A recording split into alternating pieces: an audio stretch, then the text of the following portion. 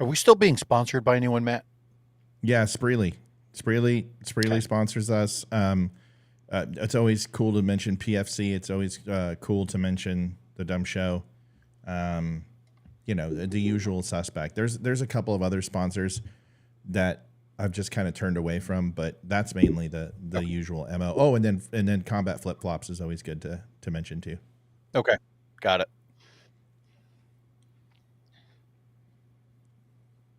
What's going on, everybody? We'll get started here in a minute. Yeah.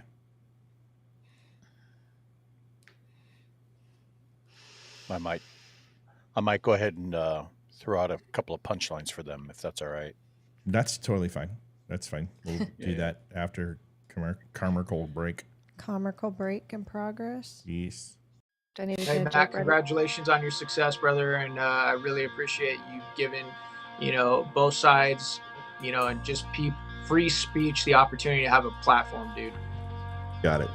You got it. Thanks for everything you've done for this country, Eli. We'll talk next time. Tell Jen hello, and I'll have this ready in a couple of hours, and you can share it and take a look. Thank you, man. Thanks, brother. All right. Bye-bye. Yeah, it's not Red Friday. But it could be somewhere.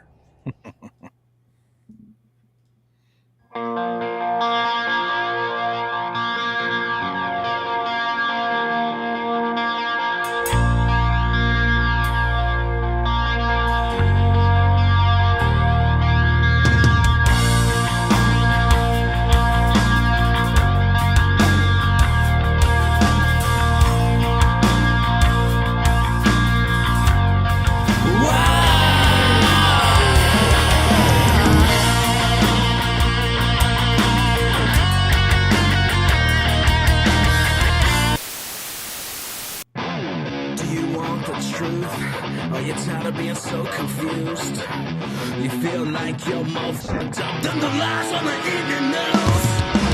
Well, just step right in. We can talk about it all as friends. And if you want, we can hug and kiss and make up for the party ends. Agree or disagree, stop arguing me. 'Cause I'm everything you want, damn sure what you need. I won't tell no lies, back up on the facts. And if you can't get down with that, you must be somebody's dad.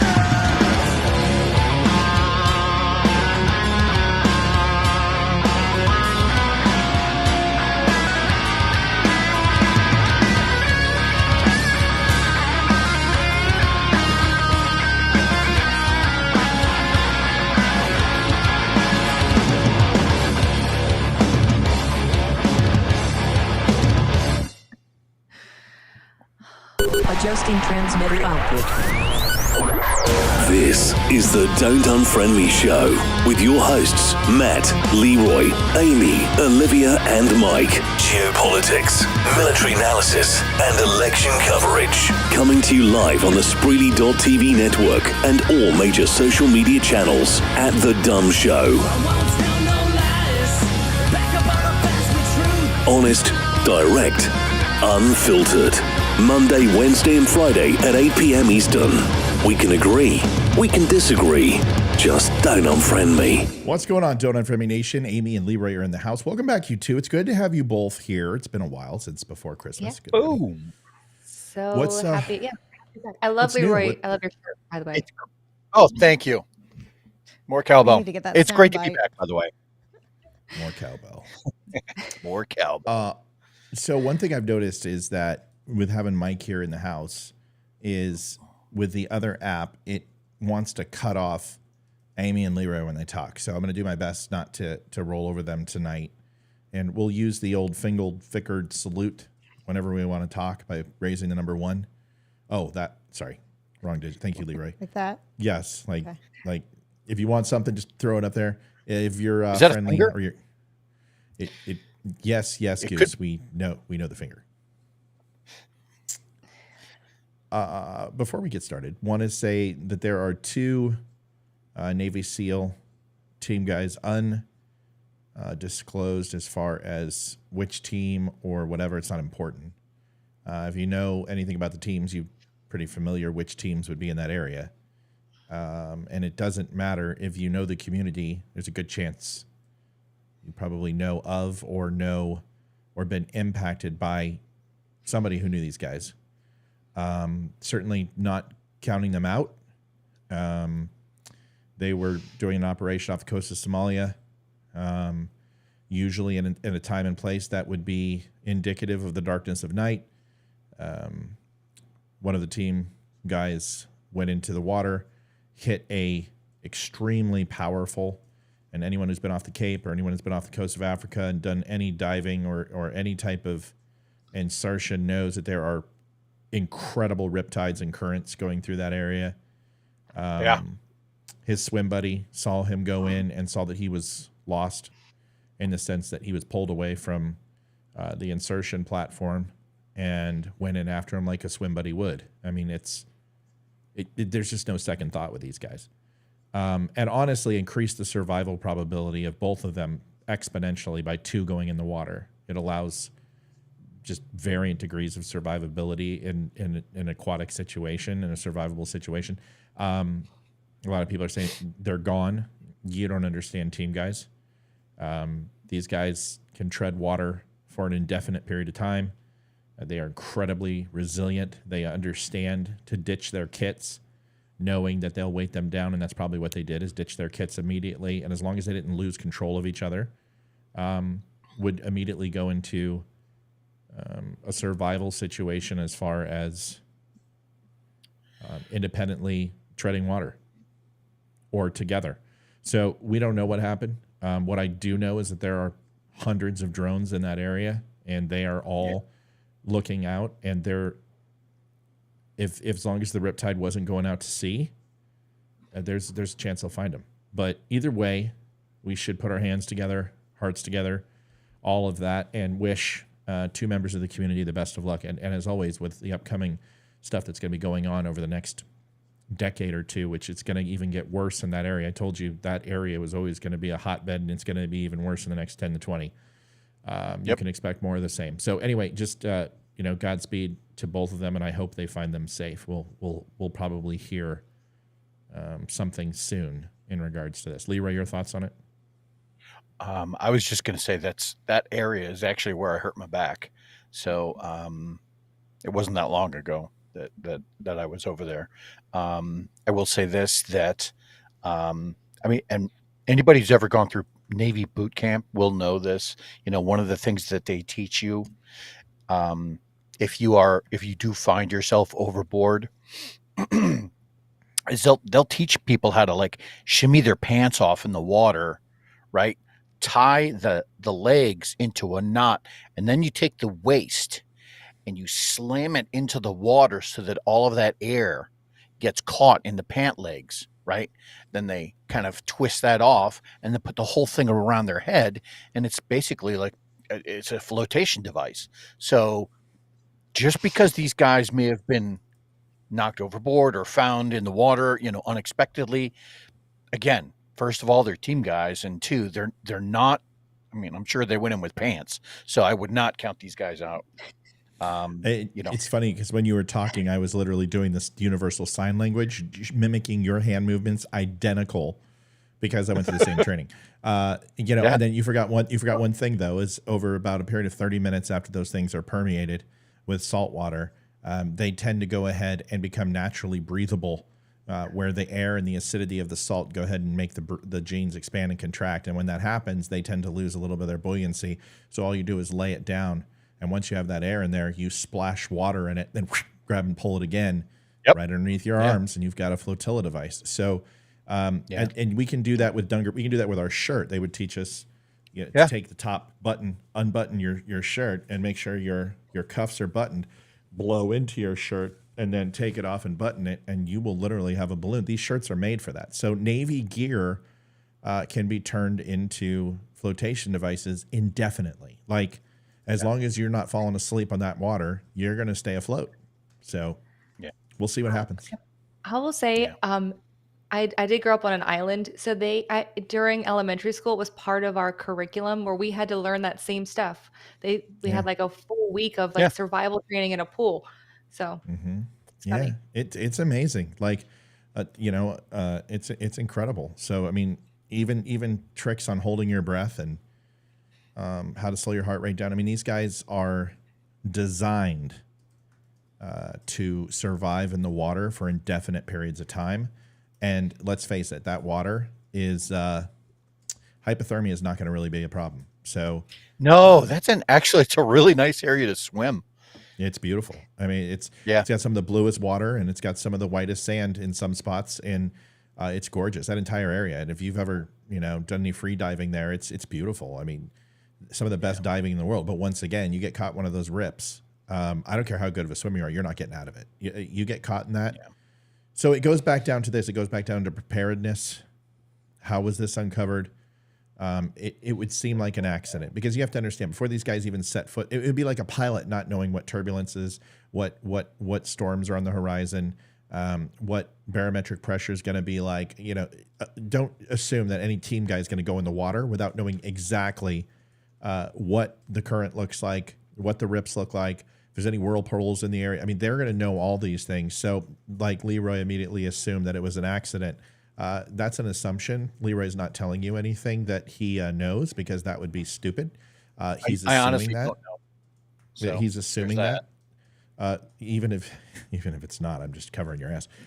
So just throwing you one of those little lifelines. But either way, it comes down to this. We'll find out, and as soon as we know, we won't tell you, and we'll wait for the United States Navy and the Department of Defense to release this, and the special warfare operators who, it's not our story to tell, but as soon as those people talk about it, we'll let you know too. Fair enough. Speaking of integrity, and there's an old adage that I learned, and the thing at Apple, the one thing that they taught you. By the way, Olivia, hi baby. It's wonderful Hello. to see. Sorry that. How are you? I'm wonderful. I'm trying to get a hold of our daughter to check the fire, and she's not answering me. She better answer. I might have to call her, or I might have to go out. Here, let's do this. And I forgot to remind you to tell me the Errors. Oh, they'll hear it. Trust me. thing Oh, here they come. about- You have no idea. That thing's about 100. That's Here about they come. it's You can about hear 'em. it's about 125 decibels. Where's your sister? It's like a shotgun going off. Hey. Find your sister. Stoke the fire. Good Yes, night. please go stoke the fire. Thank you. Love you. Close the door. Hey, put trash bags back in the trash cans. Actually, this is an interesting thing. Ventura County Fair had a loudest whistle contest. I don't know if I told this story before, but I was like 9 years old and I won. I have got a whistle that it'll make your ears bleed, and I think the highest thing I registered that thing was like 112, 113 decibels, which is like a shotgun going off. Ironically, Hayden won the loudest scream. Hayden won the loudest scream when she was 8 years old. Oh, it's not in Texas. That's not even close to the Guinness Book of World Record. I mean, I don't even want to know. Hold on. What's the Guinness Book of World Record for the loudest whistle? And I'm not talking like but I'm talking like, that type of whistle. And most people use their fingers to get that whistle. I don't use my fingers. I can't do that one. I've always envied the people that could do that. I can do that one. Here, let's see. Loudest. Also, really quick, Liv, I forgot to remind you about you and Hayden, but you can tell me later. Yeah, I'll tell you later. The story. Oh, it's no big deal. We went to Target yesterday to go shopping, and pulling in the parking lot, saw a lady that looked just like you, same length of hair, talking on the phone, and a little girl that almost ran the street looked just like Fiona. And I'm like, oh my gosh, it's Amy. And even Hayden was like, it's Amy. So we slowed to a crawl, and we're both looking at her because her back was, and then she looked at us and we're like, oh, that's not Amy. And we just drove off. Hayden was so pretty embarrassing. Creepy. I was like, right. Well, I can tell you, I don't shop at Target, so you definitely will never see me there. So okay. Do you want to hear something incredible? There is the Guinness Book of World Records for whistling through your nose. How? And that's 44.1 decibels. So there's no doubt in my mind that I only get that one when I'm sick, and it's that one snot that's in the wrong place, right? And it makes it sound like you're, yeah. Yep. So here's to give you some examples. A survival whistle is 142 decibels. So that's an assisted survival whistle, one of those. And so I'm pushing 112, I think is what it was. So that's without any. That's just mouth and teeth. So I guarantee there's people out there that can whistle 10 times louder. But I guarantee you this: if there was 1,000 loudest whistlers on the planet, I would place. I no doubt in my mind. I've never heard anyone who can whistle louder than I can, and that's because I'm full of hot air. It's very true. But I'm talking like the kids will be a half a mile away from the house. They can hear. And they can hear me when I whistle inside another house, and they'll be like, "Gotta go, Dad's calling." And people are like, "What are you talking about?" Apparently, you got someone's dog's attention that's listening to the show. Oh yeah. Yeah. Funny. Oh, holy crap! All right, so let's get into it. There was something integrity, and then we're going to start playing the caucus because that's closing at 7, and we'll get some preliminary reports, and they'll get some. There's not really exit polls in caucuses, but we can also answer some questions if people have it very quickly. Tim Pool had the vessel that was supposedly struck by Houthi forces. Out in Yemen, in the western part of Yemen, which is where the Houthis control, and predominantly those shipping lanes that are in the Red Sea. Is that correct, Leroy? Yes. Yeah. Yes. So Red Sea, and he had a video, and if any of you have watched it, this is making its way. And I broke this earlier. At this point, it's like literally swatting flies on a southern cook-off because I just so much misinformation out there, but. There's a video of this. First of all, there's no video of this, number one. Number two, it was a chemical fire on board. It was a video from 2021. So if you guys see this, please don't spread that stuff around. There's so many things out there that I'm going to ask you to verify. And I finally, just be honest with you guys, in my inbox, the most common message that I used to get was like, where do you live? Or what'd you do in the military? Or how do you know Leroy? Or, oh my God, Amy's on there. She's so sweet. Blah, blah, blah. What does she do for a living? Or how'd you find her? Those are the questions I used to get. Now I get, Matt, will you please fact check this for me and let me know if it's real or not? That's my number one. I mean, I get 100 of those a day, and it's exhausting. So just keep yourself frosty. All right, Iowa caucus. Let's get some predictions out there. 1, 2, 3, 4 in the race. I don't care about write-ins because that's not an option. You've got Donald J. Trump. Orange Man cometh is what I'm calling tonight. Orange Man cometh. You've got Ron DeSantis. You've got Nikki Haley and Vivek Ramaswamy. Want to get some predictions across the board of who thinks what? Amy, we'll start with you. Who places first, second, third, and fourth? I really think Trump is going to be number one. I think Pretty safe bet. Yeah, based on watching everything I've already seen about the caucuses, it's hard to say if it's going to be Ron or Nikki, but I want to say Ron will be number 2 there. Really? Oh, that's a very good. Okay. Interesting. And Interesting. yeah, I think Nikki will be 3 and Vivek will be number 4. Yeah, I think Vivek won't even place. Yeah. Okay, so we're saying for Amy, it's going to be Trump, DeSantis, Haley, and Vivek. Leroy, what about you? So I'm very close to that. I'm saying that it's going to be one very, very orange man, followed by Orange Man cometh. DeSantis. Yeah. Followed, oddly enough, my prediction is Vivek next. Over Haley. Then Haley. Yeah. I think so. Interesting. It's an interesting prediction. I could see where you get that. The question is, did it translate in the polls? However, last 24 hours, 36 hours, Vivek has stepped in it like to a point where he's in some serious shit. He went after Trump, and I told everyone he was a shill. Nobody listened to me, but guess what? Oh, we were right again as he started bashing Trump and going after him. So that might have some late votes. It's interesting. Olivia, your thoughts? I think it's going to be Trump, Haley, DeSantis, and then Vivek. And speaking of Orange Man, just a quick little story. It was just hilarious because Ethan's funny.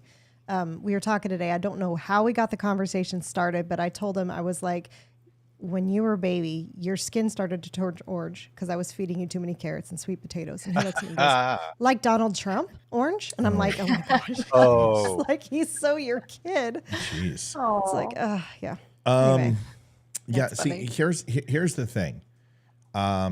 If Nikki Haley gets, I want to make sure I clear this up. 3 years ago, I said the final would be Donald Trump, Nikki Haley, and Ron DeSantis. And that's where we're at. And I thought DeSantis would pick Haley for VP or Trump would pick, and that Haley would not win the nomination. I still don't think Haley wins the nomination. However, if Haley gets second tonight, she has a really good chance of winning New Hampshire because those 12% votes from Chris Christie go right in her column. And now she would be beating Trump. And I told you, state polls are very, very accurate. So especially it's a Republican primary. They're only polling Republicans. So, and there is no shadow element. People are either 100% bullish on Trump. They're kind of meh for DeSantis. They're kind of meh for Nikki Haley. But if they don't like Trump, they're gonna give you one of those names. So I will just tell you this: if Donald Trump's my first pick, of course, it would just be stupid not to, but he did only get 26% of the vote in 2016. Very important to remember. And Ted Cruz actually beat him in 2016. And it was in the video tonight. The first, he's had a concession call and congratulated Ted Cruz on beating him. And then a week later, he said it was stolen. I don't know if you guys know this, but this is where it started. He said Ted Cruz cheated. So remember this. Donald Trump has lost Iowa before in 2016, and in 2020 it didn't matter. So something to consider. And if Haley shows up in second, it's going to overshadow Trump's win because Nikki Haley getting second pretty much assures her New Hampshire. And if she takes Iowa and New Hampshire, holy shit, we have a race. DeSantis will probably drop out tonight if he places third, even if he's even closer to Vivek. So we have to see where that goes. So my prediction is Trump. I think DeSantis and Haley is going to be so close it's too close to call.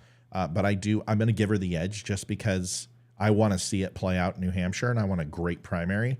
And I would love to see her and Trump go off on each other. I think DeSantis and him would just argue and yell over each other. I think Haley can exchange with Trump. And then I would say Vivek, he doesn't even break 10%. So that's my prediction. I think we've got them all in there. Let's see what happens. Once again, not predicting Nikki Haley for president. I still don't believe. I think it's a very big long shot. But there it is. Okay? Okay. Yeah. All right. Let's see. watch it. Let's see what we got. And of course, we can talk about anything we want. It doesn't have to be just this, but let's get this started. No sound. I know. Oh.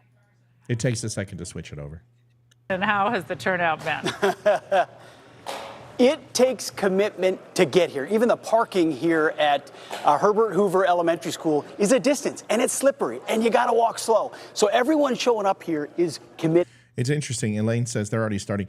Haley is bought and paid for. How? Explain that to me. By whom?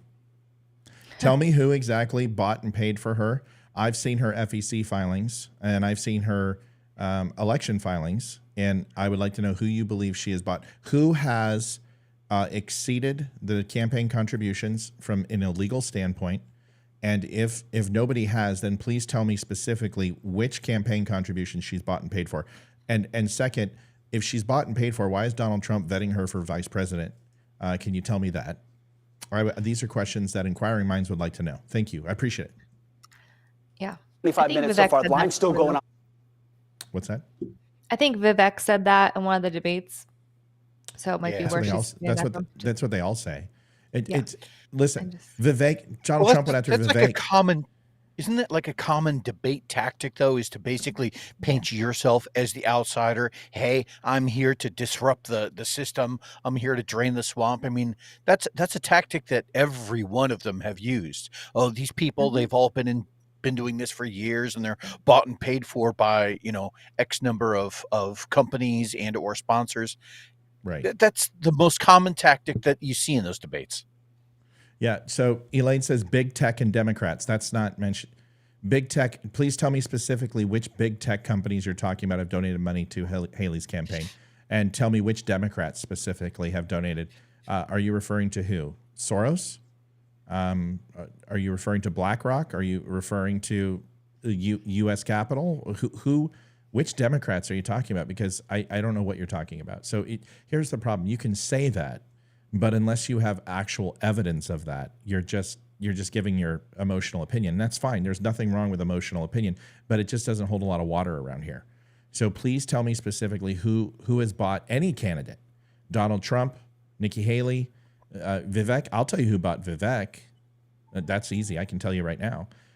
Tell me who bought DeSantis. because if you're going to tell me that it's Wall Street and it's big investment capital, then Donald Trump's guilty too, because Donald Trump held meetings with them in 2020 and he held them in 2016 and he has held them ever since. So if you're saying that meeting with large tech companies or large investment groups, it makes you guilty, then Donald Trump's guilty too.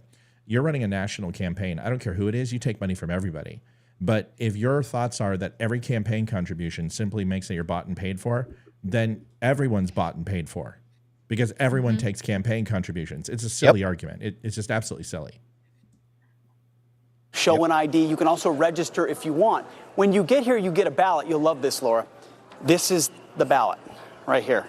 Right here, the best money can buy, Iowa caucus. Purple slip of paper is what they'll be filling out. This is not my ballot. I will be returning it to its rightful owner. But just in a few moments here, this is the stage. No microphones, no fancy audio-visual equipment. And you've got folks lined up. I've been talking to a number of people here. I've basically heard from a member of each and every campaign. This is a district, a more liberal part of the state. And I would just love if one person would be challenged on here and then say, you know what? I've got all the facts that you're looking for. Here you go, because they don't exist. And the reason why I asked the question, it's kind of like when your mom and dad go, who broke this vase? Who went ahead and ate the last cookie? We already know the answer. It's you. Yeah. And I know you don't have it because they don't exist. So Nikki Haley was a UN ambassador for Donald Trump. Nikki Haley was being touted as a vice president for Donald Trump. So was DeSantis. And Vivek was just the greatest person since sliced bread last week. The reason you don't like Nikki Haley is because Donald Trump told you not to. And the reason why you don't like DeSantis is because Donald Trump told you not to. And the reason now why you don't like Vivek is because Donald Trump told you not to. Just because that's true doesn't mean it is true. And I'm not coming down on Trump. Trump is a master at this. He's a master at manipulating his base to say whatever they want. But I'm here to call balls and strikes. I'm not here to pitch for anybody. That's why I never get questioned. That's why I never get called out. Why? Because I don't do what Benny Johnson does and go and sit there and simp for DeSantis and then decide to go ahead and simp for Trump and then leave Trump and then go on a tour with Vivek yesterday and go ahead and talk about a video he's going to do for him and then lie and delete the tweet and say he was doing a documentary. You guys follow those guys. You have a choice. You tend to follow the people who lie to you. That's your choice. I won't lie to you. I'll always tell you the truth. You may not like it, but there's the truth. I got a question. Yeah. The state. So the candidates are supposed to talk. I mean, aren't there many, many caucuses or places where they're at? Going to the largest counties, and they pick their counties usually where they're not necessarily the best represented, but where they feel that the captains can actually sway the most voters. So they strategically pick based on the campaign and the feedback that they get to have the most bang for the buck. So each candidate's in a different place? More than likely. Okay. Yeah, I wouldn't anticipate them to go ahead and unless there's a very contentious district that has the most votes, but you'll find it's usually going to be in the places that are the largest venues where they would be. No, good. To seize the moment. Movement in any state. I'm going into near Roosevelt High School. It's 37, 39, 36 precincts. And I'm going to go in there and see what's going on there. Okay. Because that's, there are 3 and maybe even 4 precincts in there. But they're pushing it off to like 7:15 tonight. Okay. Or 8:15 Eastern. 8:15 Eastern time. Look, you're going to see that sometime between 8 and 9. We'll see. But the Democrat caucuses were much more kind of raucous, like in there. The Republicans are very kind of more staid. The Democrats aren't doing a caucus. I know they're not, but it was fun. It's a mail-in ballot, and they're going to reveal it on Super Tuesday in early March. That's not true. They are still doing a caucus, but they're not doing a presidential caucus. They are still meeting and talking about ideas, but it will be a mail-in ballot up into March. If you'd like to learn more about that, you can go to the Don't Unfriend Me show, which was posted right below this live video, which explains that Olivia had a part in. Olivia, do you want to tell everyone about that video real quick? Anything else? Our video or the video in our video? No, our video. Our video. Yeah. Oh, it just goes over. I was really, really confused about how the caucuses work. So we just did a video today, and you helped explain to me how it works. So yeah, it's good stuff. Go watch it. If you don't know what a caucus is, it's not that type of caucus. I was just going to say, you have to go to a special site for that, right? You do. Yeah, caucus. Extremely large caucus.com. It's great. Great place. Thank you, Bill. Good to see you. All right, see you. Brave the weather and go out and save America, because that's what you're doing. This is really about saving our country. Make sure that you come and you turn out and you make your voice heard. Now's our time to seize the moment. It all starts in Iowa. All eyes are on you. Nobody's going to be deterred from going to the caucuses. We will ask you to make a final sprint that ends tonight in the caucus. GOP candidates were out in full force today, making their final pitches to Iowa voters ahead of the caucuses. They start in less than 5 minutes.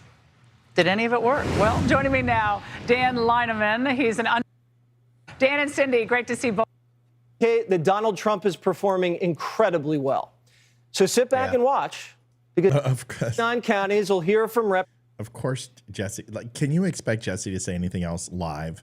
You know, so I mean, I like Jesse, but I mean, ladies and gentlemen, I'm hearing Donald Trump's getting his ass kicked. Don't go vote. I mean, come on. Of course, he's going to say Donald Trump's doing very well.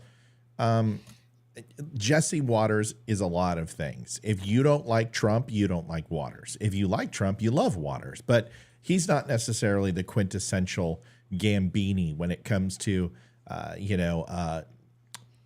clairvoyantly predicting what's next.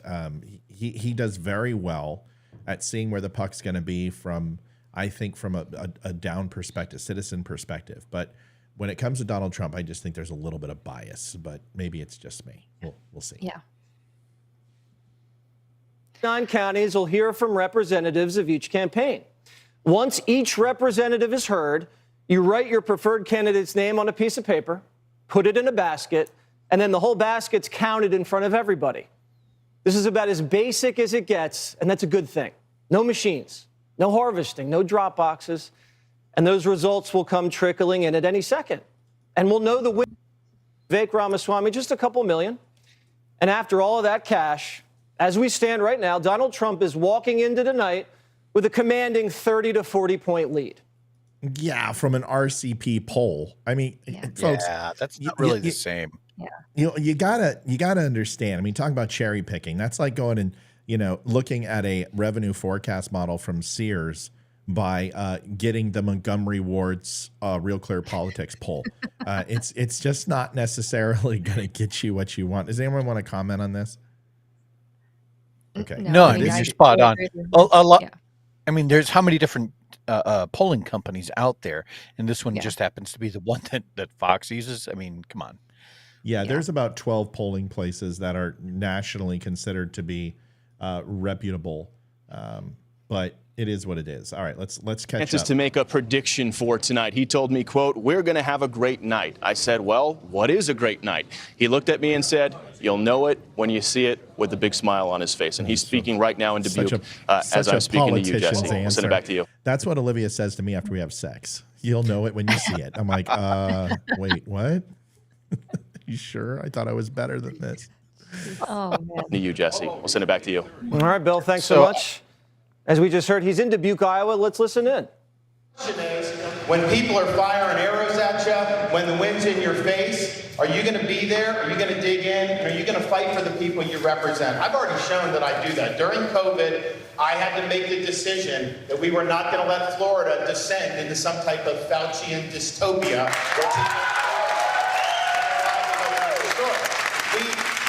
We fought back. We protected people's freedom. But I took a lot of heat. I took a lot of incoming, a lot of smears, a lot of attacks. I had good supporters and friends of mine said, "Man, you need to reverse course here. You're getting killed politically." But you know, a leader has to put the interests and freedoms and jobs of the people he represents over protecting his own political high. And that's what I did. And we stood for what was right. And the state of Florida has never done better as a result. So when the times are tough, when the chips are down, I'll be a president you can count on. I won't back down. I won't budge. And I will fight back against the people that are destroying this country. You know, call me a sound guy, but I swear I would never let my candidate talk without a pop filter. And the fact that he's like, it literally sounds like 4th of July. And I have a pop filter, and I was purposely circumventing that thing to make that happen. And this is that mic he has right there is a Shure SM58. It's a $97 mic. This is a $800 mic. And still, I would never let anybody talk into it without a pop filter. I'm just saying, because it's all about optics. And go ahead, Leroy. Well, what I was going to say was, aside from the sound, and yes, you're right, he did sound very tinny. But beyond that is what he was actually talking about. To this day, I still think that the candidates that most easily maneuver among the big hot topics that America cares about, that's going to be the economy. That's going to be crime and guns. It's going to be about abortion and immigration, right? Almost in that order. If you are the candidate who can most eloquently maneuver your position amongst those topics, you're going to bring a lot of voters to the polls, and you're going to be the one that carries a lot of weight.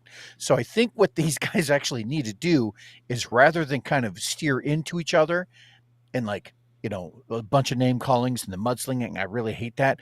If they can stick to policy, I really see some good things in the future. But DeSantis, I've always liked the way he comes off, except for the sound, like you pointed out. No, well, that's just like it's all of them. They'll all do that. But if I was the candidate, I'd be like, excuse me, hold on a second. Your ears are important to me, and I'm not going to give you guys a concussion tonight, because there's nothing like a horrible. All these PAs are. Listen, I'm being a princess, and I know I'm being a princess, but to me, the Nixon Kennedy debate was probably one of the largest screw ups by Nixon ever. Wearing a brown suit, wearing a green tie. He was paisley and sick. He wouldn't wear makeup. He didn't think it was a manly thing to do. And he wound up looking just like a simp compared to Kennedy. Optics are important. And if you have a candidate up there that sounds smooth and crisp and clean and looks that way, it may just be enough for people to say, wow, he really sounded good tonight, or he sounded professional. I would ensure that if I'm going to be speaking at a place that, I'm going to look and sound the best. That's okay. Let me give you an example. If you go look at Vivek and look at any of his broadcasts, he is using a 4K camera, a DSLR, and he's using a mic'd up lapel Rodecaster mic. And how do I know this? Because I'm good at what I do, and I know because I have some of the same stuff. He cares about what he looks like, and it speaks to the younger generation. And if you're going to win this election, you have got to get some of these younger kids voting, and you've got to get the look down to bring in female voters too. I think it's very important. So it's just these little things to me that if I'm running a campaign, I'm going to be damn sure that my candidate's going to look the best and sound the best. But maybe that's just me. I absolutely agree with you on that. I would just say I'm not currently on social media, so I don't go on TikTok or Instagram right now. But I know, especially because a lot of my friends have teenage age kids and late or early 20s. They get most of their information on TikTok and Instagram, and it's got to be quality. It's got to be Instagram or TikTok, whatever. There's a name for it. I forget what it is. I'm not cool, but it's got to be good you got to use the right stuff. Yeah. Well, and I'll say this, amongst the four people that we're talking about, right, between Trump, DeSantis, Haley, and Vivek, which one of them do you think is most keyed into social media and the one that connects most with the younger generation? Yeah, well, it's certainly not Nikki Haley, because Vivek took her to task for that. But to me, I think it's right. Well, this is, you can see he's using a Rodecaster mic on his lapel. He comes in crisp and clean. All of his cameras, when he does these interviews, he looks a certain way, and he comes across a certain way. To me, it's those little things. I mean, that's a shot, man. I mean, he comes across. He has a professional photographer. It's the little things, right? And if you're going to come off as presidential, there's nothing better than wearing a suit or looking presidential and using the same type of audio and the same type of video. It lets people assume that you're capable of being in that position. A lot of this is showmanship, and nobody's particularly good at it. Donald Trump is exceptional at it. He really is. He is exceptional. Matt, have you ever seen that movie Boiler Room? Yeah. I love that movie. I love that movie. So there's a scene. There's a scene in that movie. Act as if, and that's where he starts talking about how everyone was dressed at the table, and he's like, "Let me address something right now. Most of you guys dress like shit, And then he starts telling them to go out and buy the expensive suit. Don't worry, he'll be able to pay for it later, kind of thing. And then he goes into that act as if, because if you don't To Matt's point, if you don't look the part, people aren't going to assume that you know what the hell that part isn't, what that means to the general public. And ergo, that's going to be affected, in the polls. So, yeah. It's Good just point. those little things. That's all. You act as if you have a Ferrari. You act as if you were in a $3,000 suit. You act as if you're the CEO. If you want to be those things, you emulate those things. That's pretty standard. All right, here we go. Yeah. Country. Caucuses. He will take the lion's share of the state's 40 delegates. This result really. It's already been called. A pretty So, solid here ground it game. is. We went out. Caucuses. He will take the lion's share of the state's 40 delegates. This result really solidifies Ramaswamy, 5.8%. Told you. place as the current front runner for Got the it. nomination. Former governors. DeSantis 15.1, Haley 8.2. So that's a really good call, Leroy, on DeSantis. I think it's a safe call. It's certainly not over as of yet because the rest of the count needs to take place. I think that is a disappointing showing for Haley. That doesn't help her. DeSantis, I think that's interesting. The fact that Donald Trump has 70% is incredible. Let's listen to this real quick. Yeah. And Governor DeSantis fighting for second. And this is really going to maybe last a while because it's a close race right now, how we see it based on the numbers we're looking at. The former president. Yeah, I want to make sure everyone understands. The reason why, does anyone want to know why they called it for Trump already with less than 1% of the vote in? Why, Because Matt? he's got 70% of that one. Right. 1%? I don't know. Well, it's the sheer volume of votes that he got. So it would literally take the rest of Iowa to die and not vote who are voting for Trump in order for them to win. The percentages and the odds based upon the current trend that they see from the count is that it's so insurmountable that basically 70 out of 100 votes are going to Trump, 15 out of 100 are going to DeSantis, 8 are going to Haley, and 5 to 6 are going for Ramaswamy. Those numbers demonstrate that there's not enough votes out there to make up this deficit already. So once again, as everyone thought, this is a battle for second and third. Fourth place one, listen, Vivek could all of a sudden come up here and make a run for this, but I don't anticipate that happening. Haley has to get over 10%. That is an absolute must for her. If she can't, then she's going to rest her laurels on New Hampshire. But she's got to come back and take over some of these points from DeSantis. I think it's possible, less than 1% in. There's plenty of votes out there to do that. But this is pretty much what everyone expected. Trump was going to crush. Any other comments? No, I think we're good. I think it's shocking. I think it's a testament not only to Trump's support is off the freaking charts, but what it also shows is that these other candidates are really not considered viable candidates for anyone out there in Iowa. Now, that could change when we get to New Hampshire. That could change when we get to the rest of the primaries. But this is this is a clear win for Trump.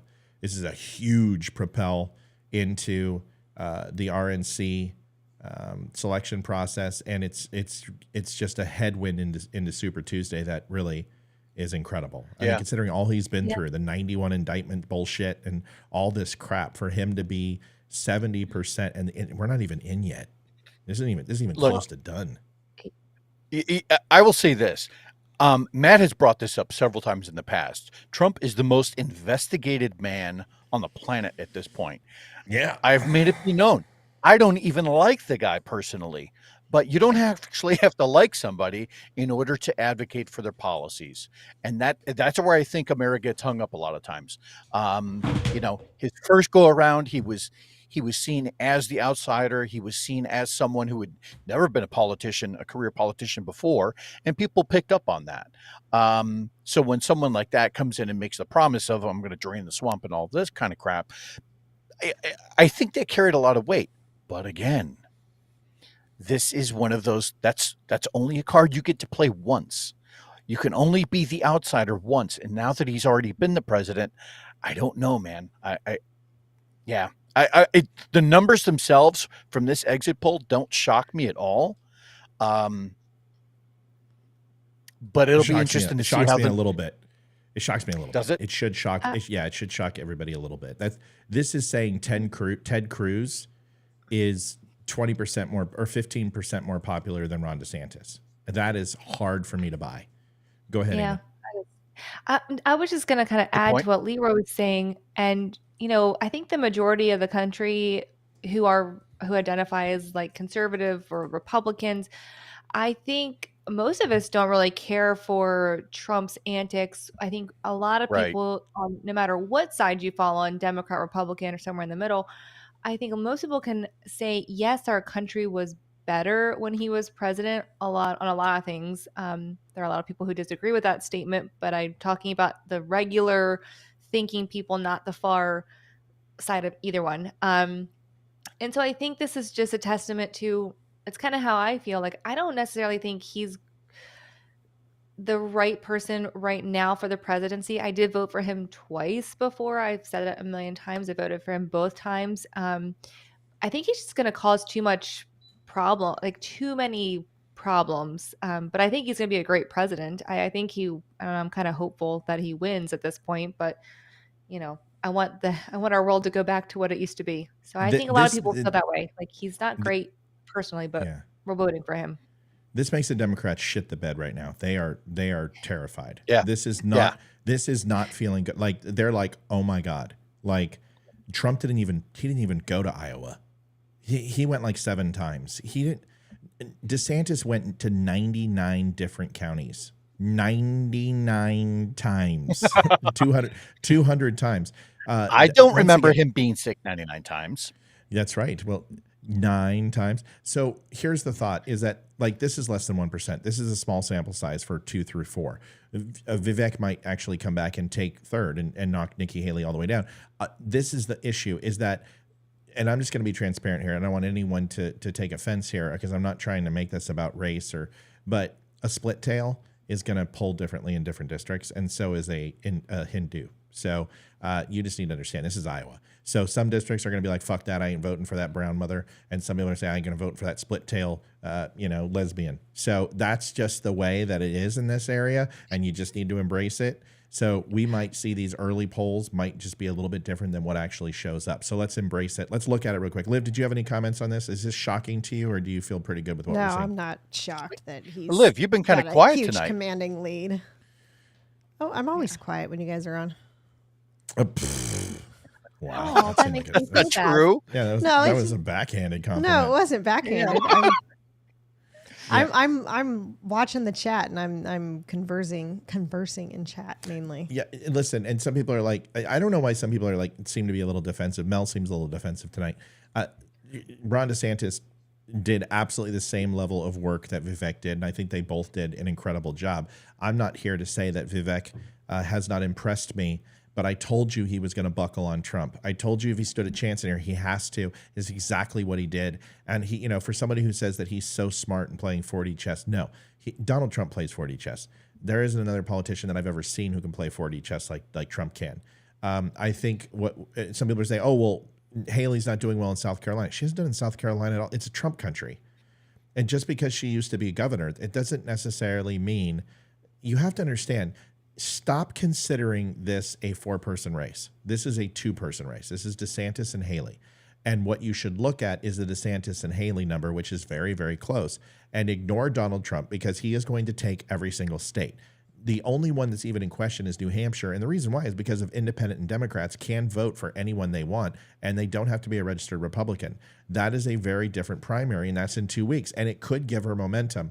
Nikki Haley is not going to be the next president of the United States. Ron DeSantis is not going to be the next president of the United States. Vivek Ramaswamy is not going to be the next president of the United States. And honestly, we're still questioning if Donald Trump even has a path to victory to be the next president of the United States. This is so far out. Don't misconstrue what we're saying. This is to be looking at Haley and DeSantis, because we already know where Trump's going to place. Trump is going to slay. Got it? Good. Yeah. President overperformed in the rural Matt, parts. It's not observant when the points you're making, Mel, seem to be contradictory to what we're saying. That's what I'm saying. Nobody is saying Vivek didn't show up 200 times. What I'm saying is DeSantis did, and Trump didn't show up at all. People accused Biden of touring the basement. Trump toured the basement in Iowa. So going out and handing some pizzas to some firefighters is not touring Iowa, and look at what he's doing. It's incredible. Go ahead, Leroy. Let me ask you a question. What do you think? This is a personal opinion, right? What do you think the odds are that the independents are going to decide this upcoming election? What do you think are those others' chances? Say it again. That the independents, not the far left, not the far right, but they decide every election. It's the independents, the libertarians, the middle of the roads, the undecided. 7% of the population decides every election, and it's been that way throughout our history. There's only a couple where it hasn't, and predominantly Mondale versus Reagan is one of them. That was just a literal ass kicking of every single person. Mondale almost lost his home state, for God's sakes. It was a 49-1 slide. So very rarely, but usually it's 7% of the country decides these elections. It's a very small percentage of these. And Mel, I'm not coming down on you. I'm just saying, I still have no dog in this fight. I will support the Republican nominee when the Republican is the nominee. I am not in a state that decides that in any way. No, I've got pneumonia. What do you want? So that's it. Let's watch a little bit. Stop talking for a little bit. I gotta do some throat repair. President overperformed in the rural parts of Iowa, but it has been overwhelming, some of these numbers from these precincts that are already starting to come in. Some of them, and we were just talking, it happens quickly. It's incredible. Jesse. I mean, they do it on pieces of paper, they finish it, they hear everybody talk, and it's done. It's stunning, Jesse. I'm going to move forward. Right now, Trump's at 70%. I want to see what the late calls are going to be. In 2006. Sorry, guys. I have a little voice stroke there. There's difference, okay?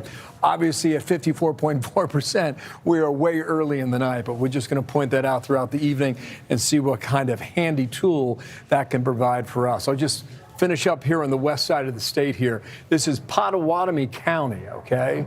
You got about 8% of the vote in now, and Trump is just a tick below. See, look at those numbers. 65 votes went to Trump. Yeah, that's a lot. 14 went to DeSantis, and 8 went to Haley. So that the race isn't between Donald Trump and anybody. It is between Haley, because 2 votes completely changed that. She's at now 12%. So understand that vote, there's hardly anybody. It's an 8% in. This is the trend. But once again, when you're dealing with microcosm types of votes, you don't know if you're getting like the women-hating club of America, all males, voting. This is small town. You just don't know. Let's give it a little bit and see what happens. All right. Below 70%, DeSantis 15, Haley 8.5. What's Vivek doing? Vivek's at 7.5 out there in Pottawatomie County. Maybe, Jesse, maybe the best name of all the counties in the entire state, right? Of all the 99. Where do you want to be from, right? You want to be from Pottawatomie. No doubt about it. So what's this blue here? What's going on here, all right? Watch this. This is interesting. 2 hours due east of us in Des Moines. University of Iowa. Keep an eye on this county. It went with Rubio 8 years ago. These were the voters that Nikki Haley was going for. And we're going to see whether or not this holds up here. And again, just 2%, okay? So hang on to that. Let me see if I... Once again, a 4-point spread, right? So this is way too early. But what they're seeing is that the larger counties, these red counties up here, this is Des Moines, this is Cedar Rapids, this is the larger areas inside Iowa are going heavy Trump. And that would be like saying, all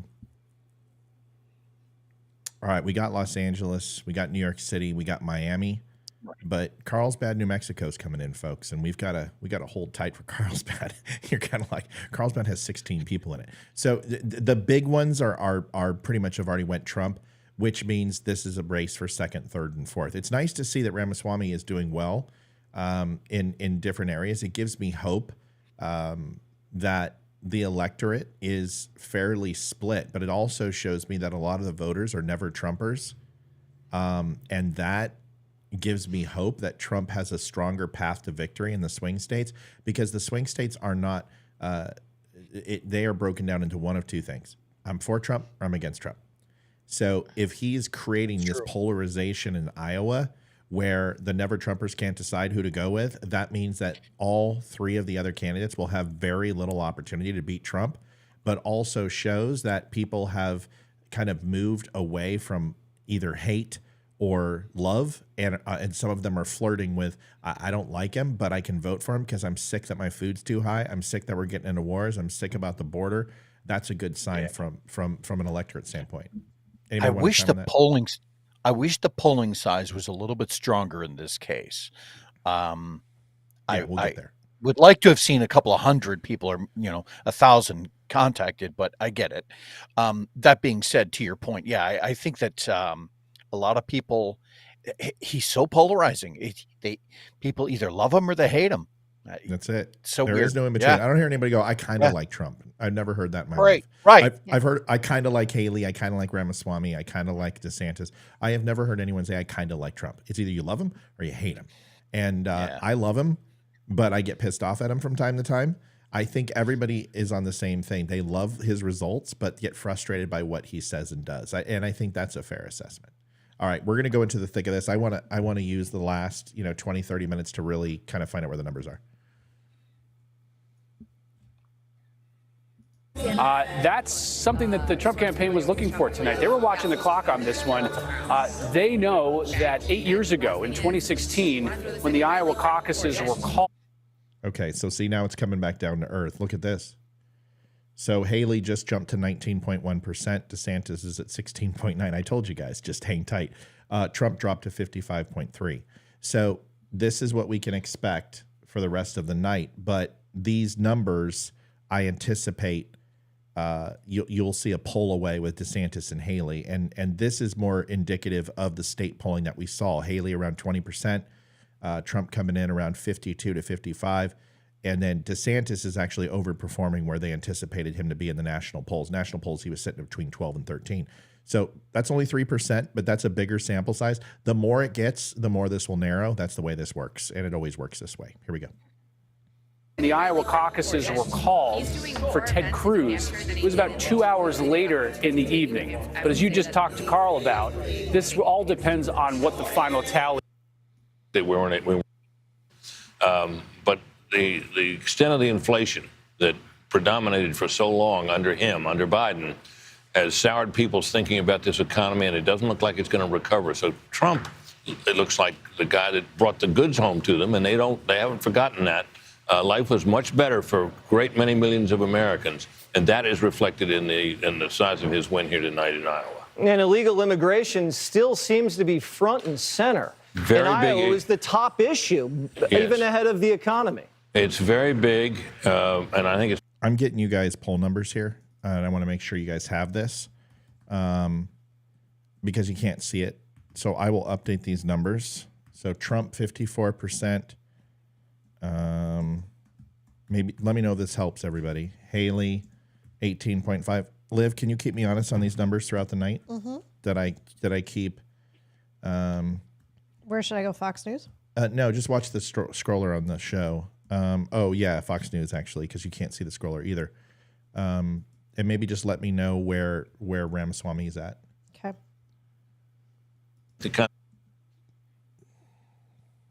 The kind of action that worked in the past, and that Donald Trump is remembered for taking. In fact, he threw out everything that Donald Trump basically had done on immigration when he first took office, almost the first day, and people remember that as well. So let us not discount when we look at the reasons for this. Thanks, Don. I'm feeling better.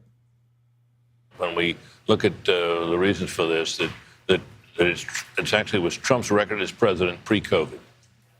So this is obviously not over because DeSantis is well-funded. Nikki Haley is well-funded. No matter what happens here, they're going to punch tickets and move on. What happens if it's Haley with an upset over DeSantis? What does that do then? Well, there's been a lot of talk about her, and she is stronger in New Hampshire. Going into tonight, she was stronger in New Hampshire, according to the polling, than DeSantis, who had not made that much of an effort up there, or at least not much of an impact up there. So this would enhance that if that all came about. But it remains to be seen if it will. Remember, DeSantis had a really good organization here. So did Trump, but DeSantis did too. And bad weather, that might help him against Haley, who has not been thought to have had much of an organization. But if DeSantis gets second, is he actually going to skip New Hampshire, like he says, and go directly to South Carolina? Well, South Carolina will be his first stop after this. But I think his plan is to move on to New Hampshire. He hasn't had a lot going there, and he may not get much going there, but he's going to go there. Now, if he survives this, yeah. Well, Jesse Watters' primetime is going to be in New Hampshire. Is the Brit Hume going to be in New Hampshire as well? Because I will be there, Jesse, and I have a few things I need to talk to you about, so I look forward to seeing you. Okay, talk to Johnny. I expect you to, Sounds we're talking like about he's small square stuff, off whether he's the over guy. 50 or not. Yeah, he sounds like, doesn't he? Yeah. Here, So, I'm like, going to take. We're gonna have to talk later. Well, yeah, it's not like he's not a gruff person. Okay, I've got Ramaswamy's number now. I've got updated. They're slightly different. 7. Yeah, and unless there's a big difference, let me know. Especially like percentage in vote. That's what I would like to see. So like right now it's -3%. So if you could let me know what that looks like, I would appreciate it. What do you mean -3%? Well, it's under 3% of the vote is in. Oh, okay. So right now it's Trump at 55, Haley at 18.5, DeSantis 17.4, Ramaswamy 7.8 with 3%. And I'd like to see where that goes. Here we go. And when we're in New Hampshire, we can rub that in Rove's face. Well, I'm sure you'll try. In fact, but I'll be standing there with him, so don't try too much. Okay. We'll see what I can pull off in New Hampshire. I'll see you there. Brit Hume, thank you so much. Okay, Jesse. As you heard it, early call, big win for the former president. In Iowa, could be a record. A race for second underway. Stay with Fox News. This could be fun between Ramaswamy, between DeSantis and Haley. I mean, seriously, because this is what I want to see. I mean, can you imagine? I want everyone just to do me a favor. Okay, Amy, do you have your calculator on you on your phone? I have a real calculator. Do I need to? I can bring up my phone one too. It's just anything. Yeah, whatever you got. Whatever you got. You got a calculator? So I already know the number, but I'm going to have you do it That's anyway. an old It's school going to one. make. Yeah, it's going to make it sound cool. It's just, I already know the number. I've already done the math in my head. But 18.8 plus 18, I know. 18.8 plus 18. Yep, plus 7.8. And what's that wonderful number? 44.6. So I want you guys to consider, and all you had to do is take 55.4 minus, and that's what it's all divisible by, but that's fine. I'm just it's for show. The point is that this, if it was only one of these people in a race, it would be a very different race. And the fact that it's so close between Haley and DeSantis, Ramaswamy dropping out, not that big of a deal. I mean, it essentially times their vote by 1.5. But if DeSantis drops out and Ramaswamy, it times Haley's vote by 2.16, 2.20. Very different result by you seeing 46.4. Or 44.6 is a lot of a big of a difference than the two numbers you're seeing. So having so many candidates in the field doesn't necessarily help. That's my point.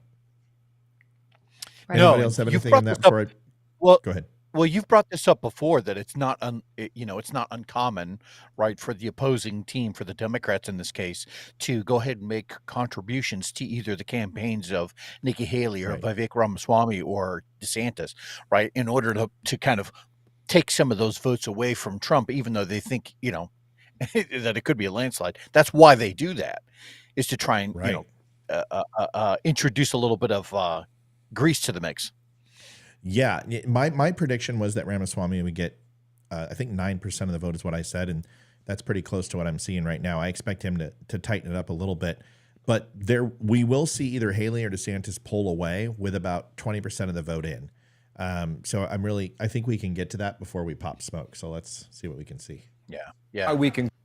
Population, not even, it's 0.5% for the entire state of Iowa, and ranks 38 of 99. So listen, it's a rural county, but you see what Trump's doing right there with Nikki Haley and Ron DeSantis second and third. Let me just see what Vivek at 8%. Once Vivek gets, if he is to get above Ron DeSantis. He'll come to this main screen here, too, throughout the night. So we just want to make that clear to viewers at home. That's the way we're working it. 1, 2, 3, and 4 based on the county results and the statewide results on the state level here. Let me go in here to Johnson County because I was watching this earlier. So Nikki Haley, with 20% of the vote reporting here in Johnson County, is holding on to a decent lead at 41%. We'll see how this goes for the remaining, 80% of the vote out there. But Johnson County is a large county, ranks 4 out of 99. Rubio did really well here 8 years ago. This is where you find the University of Iowa. These are a lot of the voters that Nikki Haley's going after, college educated, suburban, et cetera. You know the drill, and we'll see whether or not she can capture that and keep that away from Ron DeSantis. That's kind of what's happening over here on the east side, I'll call, with the Mississippi River. Over here on the Missouri side of the river, let's just pop on down here and check into Pottawatomie. 10% of the vote counted right now. Trump's hanging on here. But listen, I want to... Hanging on with an iron vice-like grip like a 14-year-old with a JCPenney catalog and a bottle of turtle wax. He's barely got his fingertips on the ledge, right? He's just hanging on by a thread. 60%. It's like hanging on two kids from Ethiopia hanging on to Donald Trump's legs as he's literally leaning against a table. Whatever will happen. From Ethiopia fighting over a pheasant, yeah. That's just ridiculous. Give me a break. God. Trump right here is cleaning up the table scraps. 26 raw votes. All right, let me see if I can change that screen. There it is. 13 raw votes for Vivek Ramaswamy. So it's gonna move throughout the night. One cool feature I think we've got this year is that we don't have to do math live on the air anymore, okay? Because this button right here, if you're watching at home or on your computer, your mobile device, that shows you the raw votes between first place and second place in any particular county or even statewide. And we can click on it, and it changes the percentage point. All right, now Donald Trump's up 43.8 points. Is that going to stay? I don't know, but that's the way it's tabulated right now based on the raw vote, again, early at 10%. Give me a moment here, Sean. I still think that he has a really good chance of breaking 50%. Like, this will come down to earth, but I think he's got a really good shot, 48 to 52%. It might be his sweet spot, especially if this continues. I want to see where we're at 10% in the count, but my gut feeling was I was going to be shocked if Haley and DeSantis didn't get over 20 points and he still held on to that lead. In my opinion, Ramaswamy is not producing what he needs to. One county is literally carrying him right now. So once this all settles, I think Ramaswamy is this is a clear indication. And the thing is he's not an establishment guy, so the RNC can't get him out. I wouldn't be surprised if Ramaswamy runs with RFK or some shit, some stupid stuff as an independent. I could see that. Yeah, me too. I could see that. And as an interrupter, he doesn't care. He has no loyalty to anyone. He ultimately wants to sell more books, and he's running for 2028 right now. So let's see what else is said. Let's go down to some of these rural counties. Yeah, somebody said Trump got this. Yeah, no shit. We know. It says winner on there for it doesn't say maybe. It doesn't say holding on by a thread like Bill is saying over here. A border. 8 years ago, Ted Cruz did very. If Donald Trump picks Vivek for candidate, then Donald Trump's not going to win the candidacy. You're not. You don't understand Trump's base, and I'm just going to say it straight up. Nobody's going to vote for a Hindu. America's not going to vote for a Hindu. I'm sorry. He needs to pick Haley. It's Haley or another Christian that makes sense. Ron DeSantis has already popped smoke, so it's going to have to be Noem. It's going to have to be, somebody like that. But Haley makes good sense because Christian women love her, and that's just the truth. But I'm sorry, this has nothing to do with race for me. It's just an analysis, and nobody will tell you on Fox or CNN or anywhere else. I'll tell you, he's a Hindu, and there's no fucking chance that Christian Trump base is going to vote for a Hindu. There's too much there. He's Al Qaeda. That's what you're going to hear, and that'll be the thing. He's ISIS. Does anyone want to challenge me on this? No, you're not wrong. Yeah, especially with what's going over on Palestine and Israel right now. Yeah, you don't want that. They think Obama's they think he's a Muslim terrorist. Exactly. So if you think Obama is a Muslim terrorist, then People are not going to jump with Ramaswamy, especially what he wrote in that book. He's going to get eaten alive. Pharmaceutical industries, the Democrats will eat him alive. He's Soros funded. It's just, no. If I can destroy Ramaswamy 3 or 4 months ago, then imagine what the press is going to do to this guy. Just come on. Let's watch. Will they vote for an Indian woman? No. Yeah, John, they will, because she doesn't look Indian. That's the thing. And she changed her name to Nikki Haley. And she's not using her Hindu name, her Indian name. Do you know what it is? Yeah, to tell you. No, I don't know off the top of my head, but I know for a fact she changed her name to Nikki.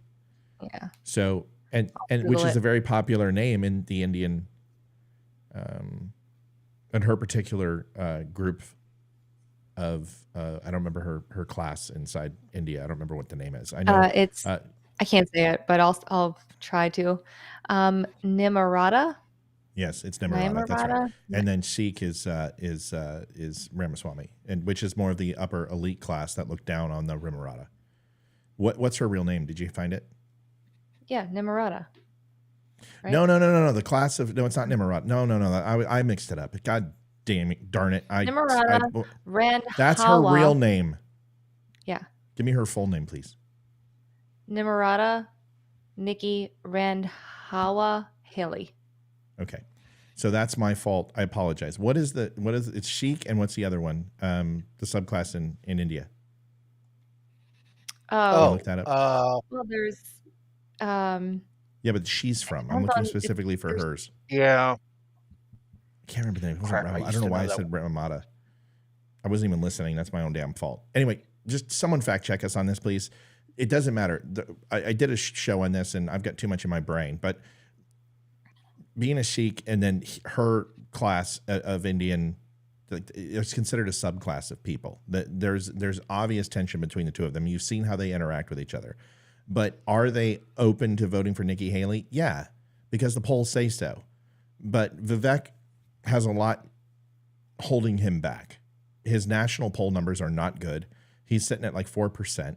And once again, we can say that the country inherently doesn't base things on race and looks. It's not true. And everyone knows it's not true. Sikh, Hindu. I know he's Sikh. I've got Ramaswamy. I'm looking for her. Yeah, I'm looking.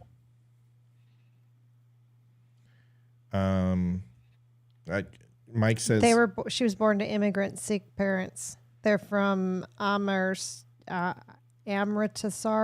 Punjab, India. Yeah, I know, but I did it in the show and I can't think of it. Nikki won in South Carolina. The Christians will vote for her. I disagree. You said they were Sikh parents, right? So she would be a Sikh. Yeah. Yeah, but they're not. They're not. They're different. Oh. Just because it says that, I'm telling you, they come from two different ruling classes. And I will look it up as soon as I hit play. Let me hit play, and then I'll look it up and I'll tell everybody. Or I'll just play my damn video. Here we go. And Donald Trump had kind of a mix and match throughout that contest. Remember, there was evangelicals. Maybe they weren't sure of Donald Trump. What were his positions? How would he govern if they voted for him? Well, we only have a taste of that here in the South. So this is Appanoose County, and the reason I point this out is because you're at 18%. All right, Trump's just below 70%. With 52 raw votes reporting. All right. Now I'm going to try something here. I'm going to go back in time. Let's see for the moment, with 18% of the vote in. I know it's early. Let's go back in time and see 8 years ago how this ended up. Okay. Trump's in red, Cruz is in blue, Ben Carter. Liv, are you looking that up? Yeah. There's where she's from or voting. No. So there's this particular sect of Indian that Vivek Ramaswamy is and that Nikki Haley is. Okay. And they are two diametrically opposed as Vivek is more of an elite ruling class and Nikki Haley's sect of Hindu is extremely frowned upon and looked down as a subclass. And the treatment comes down into the way that they work. John says Tamil. It doesn't sound familiar to me. I'm looking. Somebody help me out. You know, oddly enough, who I heard talk about that? Me? I did talk about it. I data dumped it. No, you know who I heard talk about that was the guy that did that movie with the mules. Oh, yeah. What? The the 5,000 Mules or whatever the hell the name of that movie was. Oh, yeah. He spoke in that. D'Souza. D'Souza, yes, Dinesh D'Souza. He was the one who I heard talk about that because he's from like Bombay, India, or whatever it is. Yeah, and I did the show on it, but I data dumped it. It's not that important to me. I don't care. And I'm not trying to say that everybody's racist. No. Christian conservatives are going to want a Christian. People struggle with voting for Catholics sometimes. I mean, folks, we got to put this in perspective. Punjabi Sikh, because everything I'm seeing on here and like that they reacted. Then what to is her he? Then what is he? Then look at him. I'll find out what he is. I looked up the sex and order of importance of Sikhism. Number 1 is Khalsa, then Namdari, and then Nirankari. Those are the 3 top. Yeah, but I don't know what she is. I will look it up. Just give me a second. You guys do this. Let's watch this. Then I'll look it up. This map here. All right, let me get a numbers update. I'm doing too many things. I got numbers updates going on. I'm trying to figure this out. So I somebody got some Google updates on numbers too. Okay, well, let me do this first, if it's okay, because I'm kind of swimming here. And they actually have turned him into a victim, and people see through this. And none of what they now do matters to people because of all the fundamental unfairness that led up to this point. You know, Sean, we have gaps in this country. People say a gender gap. There's this gap. There's that gap. The biggest gap we have is actually between the mainstream media and the American people. Specifically, college-educated Democrats who are really reporters, the mainstream media, ABC, NBC, CBS, the New York Times, the Washington Post, and their failure to understand the country they live in outside. Numbers are updated. It's elite bubbles, it's cities, it's college-educated campuses. They do not understand the rural voters of Iowa. They will parachute in, interview them, talk about what these people believe in, and then leave and not understand their way of life, their way of thinking, their way of being raised in a gun culture, their way of fishing. It is such a disparate group of people. But the majority, of course, are those type of Americans who are not the college-educated Democrats, reporters. And that's why they missed the story of 2016. And that's why I think that you have still so many people cheering for the defeat of Donald Trump who are out of touch with such a huge swath of this country. Donald Trump, to his credit, is intuitively in touch with them. And you're seeing that tonight on the ground in Iowa. These results are really staggering if they hold up for President Trump. They are. Precedent is important. History is important. And Donald Trump is shattering it this year with the margin of his victory. Even if he falls short of 50, his margin between first and second is massive. Now, for that second, because I do think it still is important, and we all need to recognize New Hampshire has a very different electoral makeup than Iowa does. Far more college educated, far more moderate. That would play to Nikki Haley's benefit, you have to presume. And if she wins in second in Iowa, it will boost her going into New Hampshire.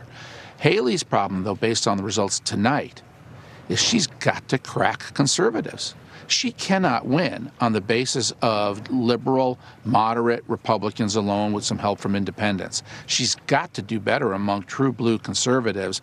And that's where, in Iowa at least, there's no evidence that anybody can run against Donald Trump.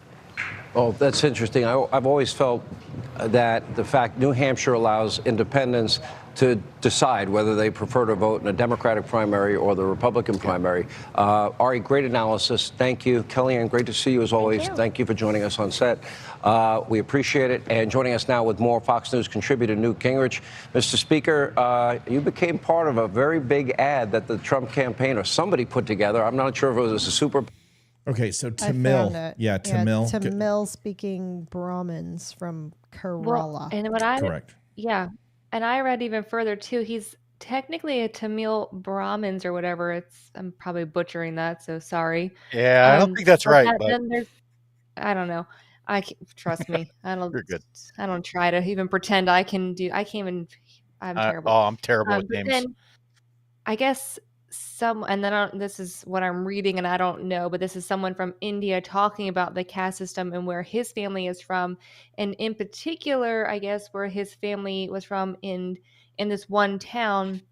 The people in that town were not just Tamil Brahmins; they actually were like a subsect, which were the Brahmins, which were a little bit different. They had separated a little bit from the Tamil people. They're just the Brahmins, and they're all very well-to-do and like the top 1% of India. So, Okay. what- So by her being Sikh and him being Tamil Brahmins, but a more branched off of Brahmins, which is more upper elite, they tend to look down on her particular sect of Sikhs and their overall what?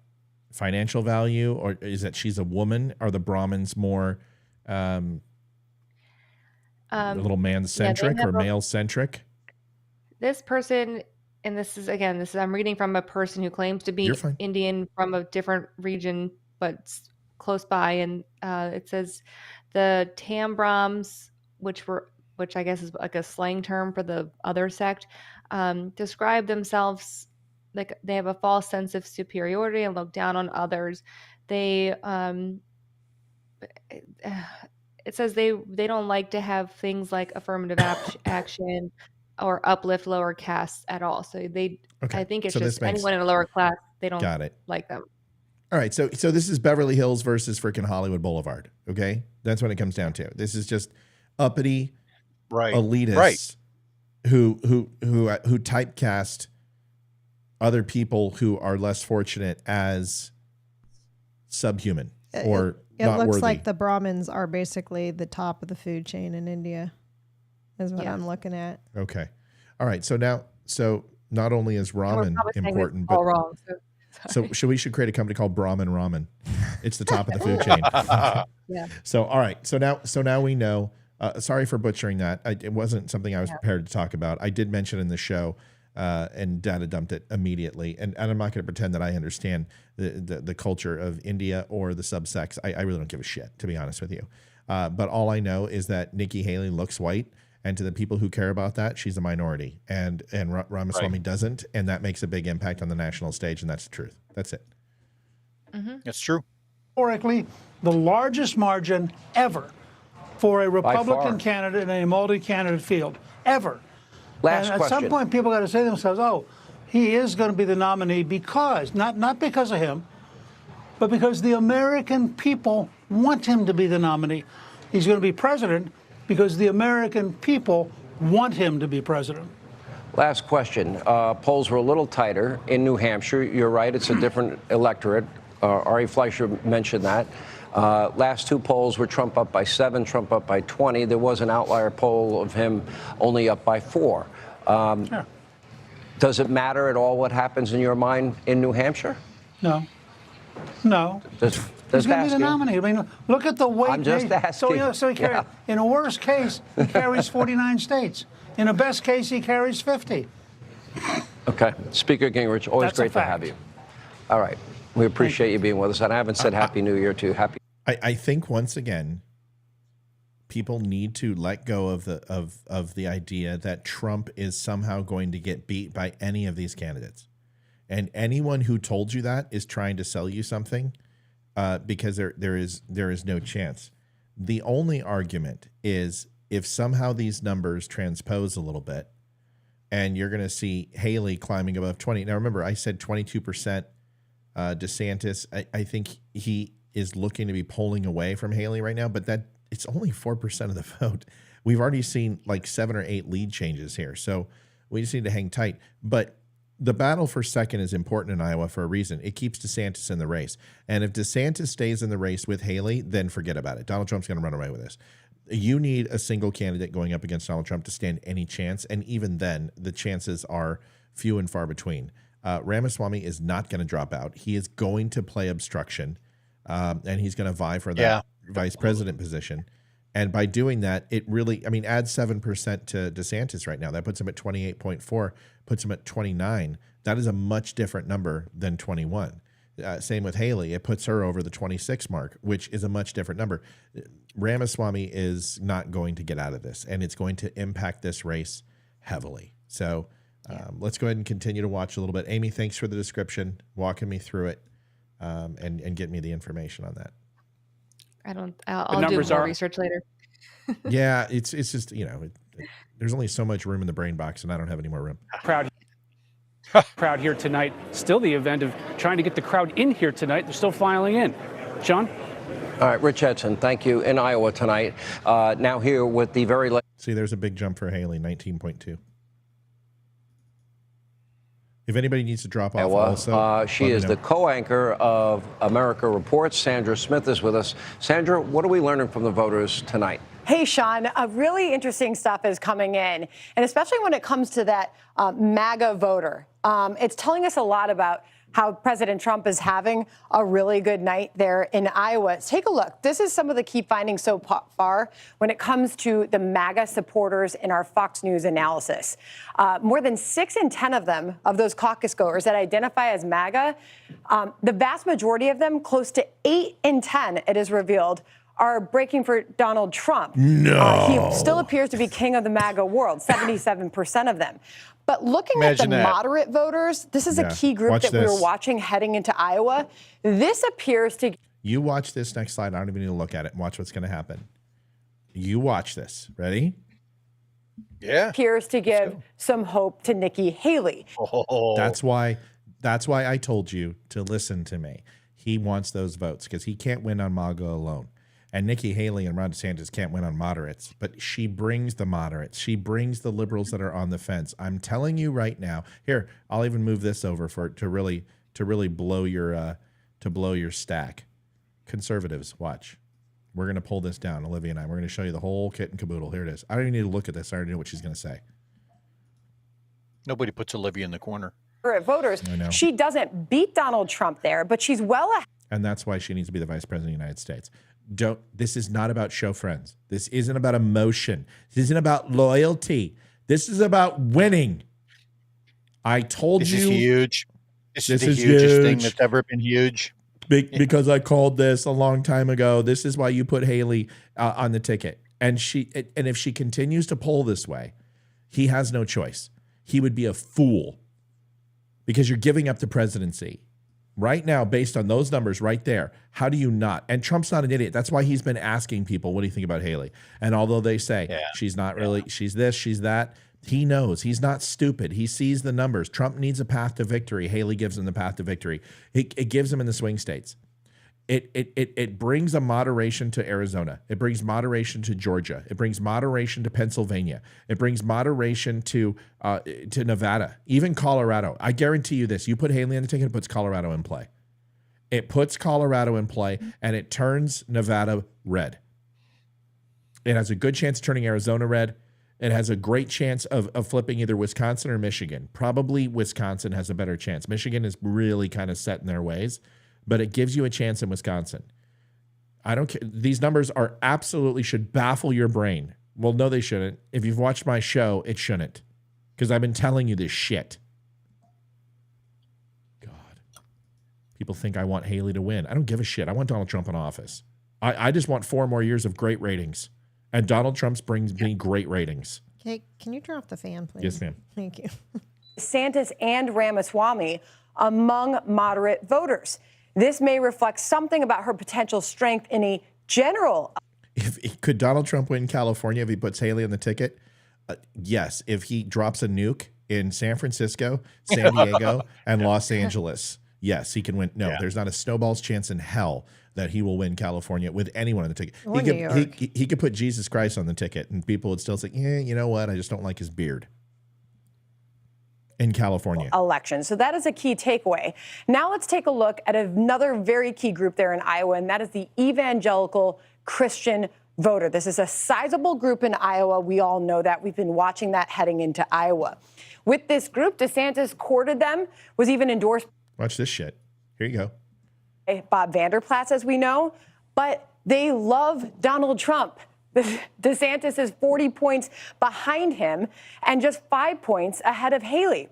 All right, so another key finding with Trump is the fact that he is still facing multiple investigations and indictments. So we put the question to voters. This, for the most part, does not appear to be a factor for caucus goers. Look at this. More than half think the former president did nothing wrong on January 6th. Half think the same about interference in the 2020 election. That bumps down to 4 in 10, as you can see, when it comes to classified documents at his Florida home. Overall, though, Iowa Republicans think the investigation into the former president are political, not legitimate. So take a look at this. Another key finding and a question that we put to voters when it comes to those Trump charges. Close to 8 in 10 say the charges against Trump are political. Only 2 in 10 say legitimate. And speaking of legitimate, more than 6 in 10 caucus goers say President Biden was not legitimately elected 4 years ago. This is when we put this question to voters. Those who think Biden's election was on the up and up, clicking yes here, they're backing Nikki Haley. Those who don't break strongly, close to 3/4 for. Look at that right there. Folks, there are no bigger numbers that you should be focused on tonight over this. This is why Donald Trump is talking to people about Haley. This is why.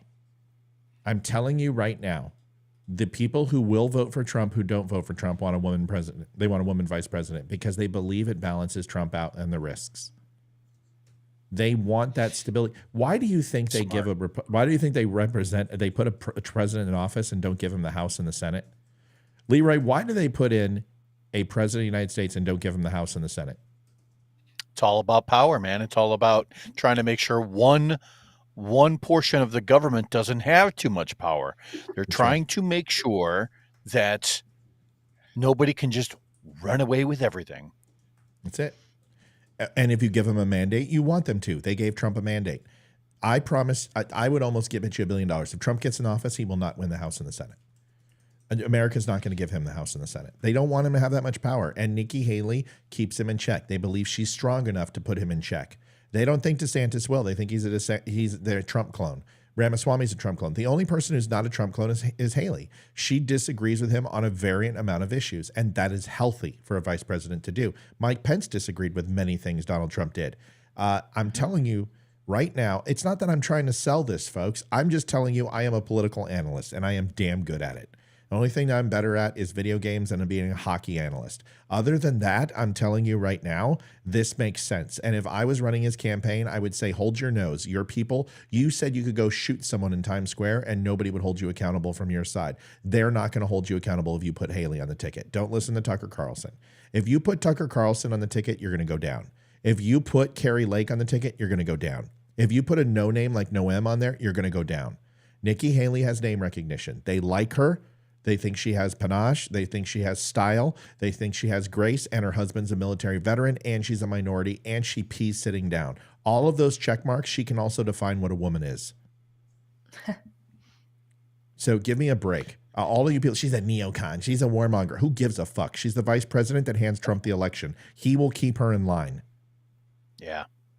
I don't seem like a gamer. Whenever you think you're ready, John, bring it. And you know what? Bring a ladder. Bring your lunch. Bring your lunch too, because you know what? You're gonna need. When you wake up in the hospital, you're gonna be hungry. Oh, John. Go ahead, Leroy. It's just because he doesn't know you on a personal level. Haley never. Haley never. I'm melting. I melt. You still don't know why. You still haven't mentioned one donor. You told she was in Big Tech Pocket. You don't even know why. Elaine, maybe you're just a little emotional about this. You think it's possible? Eat some chocolate and watch some Matlock. You'll be all right. Go ahead, Leroy. Matlock? How old do you think she is? She must be like 90. What I was going to say was Haley is the counterbalance that Trump needs in order to be seen favorably from the perspective of the public. That's all it is. Yes, and I specifically said Ricky Lake, and I know it's Carrie Lake, but she is a talk show host. She literally is a Nikki Haley or Carrie Lake is a weather girl. That's who she is. She should have bowed out as governor. She could have done a lot, but no, she cried like a little baby, and she sounded like a liberal for too long. I can't stand people that challenge the election, and then when you lose, shut up. Give your concession speech. Seriously, sick of it. Is Matlock still on? I don't know. Don't break strongly, close to 3/4 for Donald Trump. And finally, one other hot button issue among Iowa Republicans is what is being taught in schools. So we asked about 3 issues, and here is what they said and some of the top findings that we took away from the Fox News voter analysis. School teachings. Half say K through 8 schools are teaching too much, Sean, about race. There's some really revealing numbers, something to dig into, Sean, and brand new information just for you. All right, Sandra, great job. Fascinating the way people think. Interesting. Very interesting numbers. Maybe there's been a lot of overreach. And see, and what's great is you think about it. There's 2 people. There's people who think that the election was spot on or the election was stolen. There's only 1 or 2, and they cover 100% of that. Trump, they all go to him. With her, they all go to her. You have 100% of the vote. Yep. I mean, seriously, folks, it may not be what you want, but that doesn't matter. What you want is irrelevant. Sorry. I want a good country back and a good economy. Yeah, I want mean tweets back. Yeah, I want low grocery bills. Yep. I love mean tweets. I do too. I just want 4 more I think years. it is. Elaine says, I'm 102 years old, not I just have a brain. Well, you may have a brain, Elaine, but you're having a hard time demonstrating and backing up anything you've said. Once again, please tell me one major Democrat donor that's contributed to Haley's campaign. I'll wait. Please tell me which big tech company has donated to Haley's campaign. I'll also wait. As soon as you provide that information, a free t-shirt's waiting for you. I'll make sure that says, I'm 102 years old and all I got was this stupid fucking t-shirt. Me, the greatest concern is the fact that we just can't seem to talk to one another. He kind of sounds like it's all a part of the plan. Yes, Part of the plan. It's part of it's part of the plan. He's got a little bit of Tom Waits in there. Yeah. Yeah. It's all part of the plan. Yeah. Issues. To me, that has to happen. And and I know that everyone here is hoping that they can make that happen, Sean. I'm going to be having a bite to eat with everybody here in Iowa at this great diner. I can't wait. I want to give one chance really quick for this couple right here to wrap it up. I know you were Iowans for DeSantis. Tell me what are some of the issues that are driving you to be more involved politically this year? Definitely the economy, but ultimately just to see a person who governs understanding that our rights come from God, actually acknowledging that and governing accordingly, as opposed to just assuming that whoever is president is God. And Lisa, you like Gabby, Tulsi Gabbard? Is that who you like? Oh, Lisa, I don't want to ruin your evening, but if you would like, I can go ahead and show you her 21 positions that are probably the most leftist, progressive positions in Washington, if you'd like me to show you Tulsi Gabbard. I'd be happy to do it, but I don't want to ruin your night, so let me know. Just tell me to wave off and I won't do it. really being able to stand up against some of the ideology that's destroying the American family and ultimately the nation, because the family is the building block of society. So anything that is detrimental to the nuclear family is... Give this guy a podcast. Yeah. Detrimental to the nuclear family is detrimental to our country. Well, there you go, Sean. It is bread and butter issues. It's what is happening here in Iowa is happening across America. Now I'm going to take a little break and get something to eat, and I guess I'll be seeing you tomorrow night. All right, enjoy it. I did. You know, they used to call those types of discussions. They used to call them like dinner table conversations. Those are the things that would be brought up, you know, when the economy was down or up, or if crime was really bad. It was one of those things where you could literally pull the discussions that were being had around the table from the headlines in the news, right? And it just without fail, that is what America cares about the most. It's the economy, right? It's crime. And then what Democrats have basically tried to do is really kind of push this narrative forward about abortion. And they're trying to make that as much or as important as the top 2 or 3 headlines. And it's just not there. Yeah, it's interesting. Yeah. Here's something real quick. Elaine, she says, hey, her comment, look up my previous comment, looked up facts, not fiction. Okay. Chase and CEO Jamin Simon, $250,000. Hoffman and Dimitri, $250,000. JC Morgan and Chase, Kong Brothers, Americans for Poverty. Actually, I don't see one big tech company there. $25 billion from Koch brothers. Wait, $25 billion from the Koch brothers? Billion? So you're telling me that the Koch brothers gave $25 billion to Nikki Haley? First of all, it's Koch brother. There are no Koch brothers anymore because one died. Yeah. So your numbers are bullshit, Elaine. And by the way, there's not one big Democrat donor there who's classifying that as a contribution from the DNC. And there's also no big tech company. So your information is false. What you're seeing there are numbers and who was lobbied by Donald Trump too in 2020, in 2016, and also in 2022 for candidates in those areas.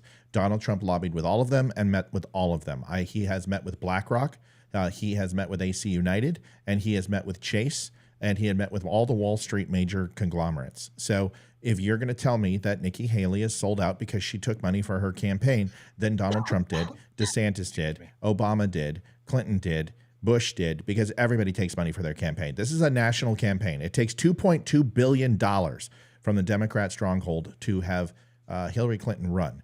Donald Trump did it for about $750 million. And the reason why he did it for $750 million is because he used social media. But in 2020, that number upticked.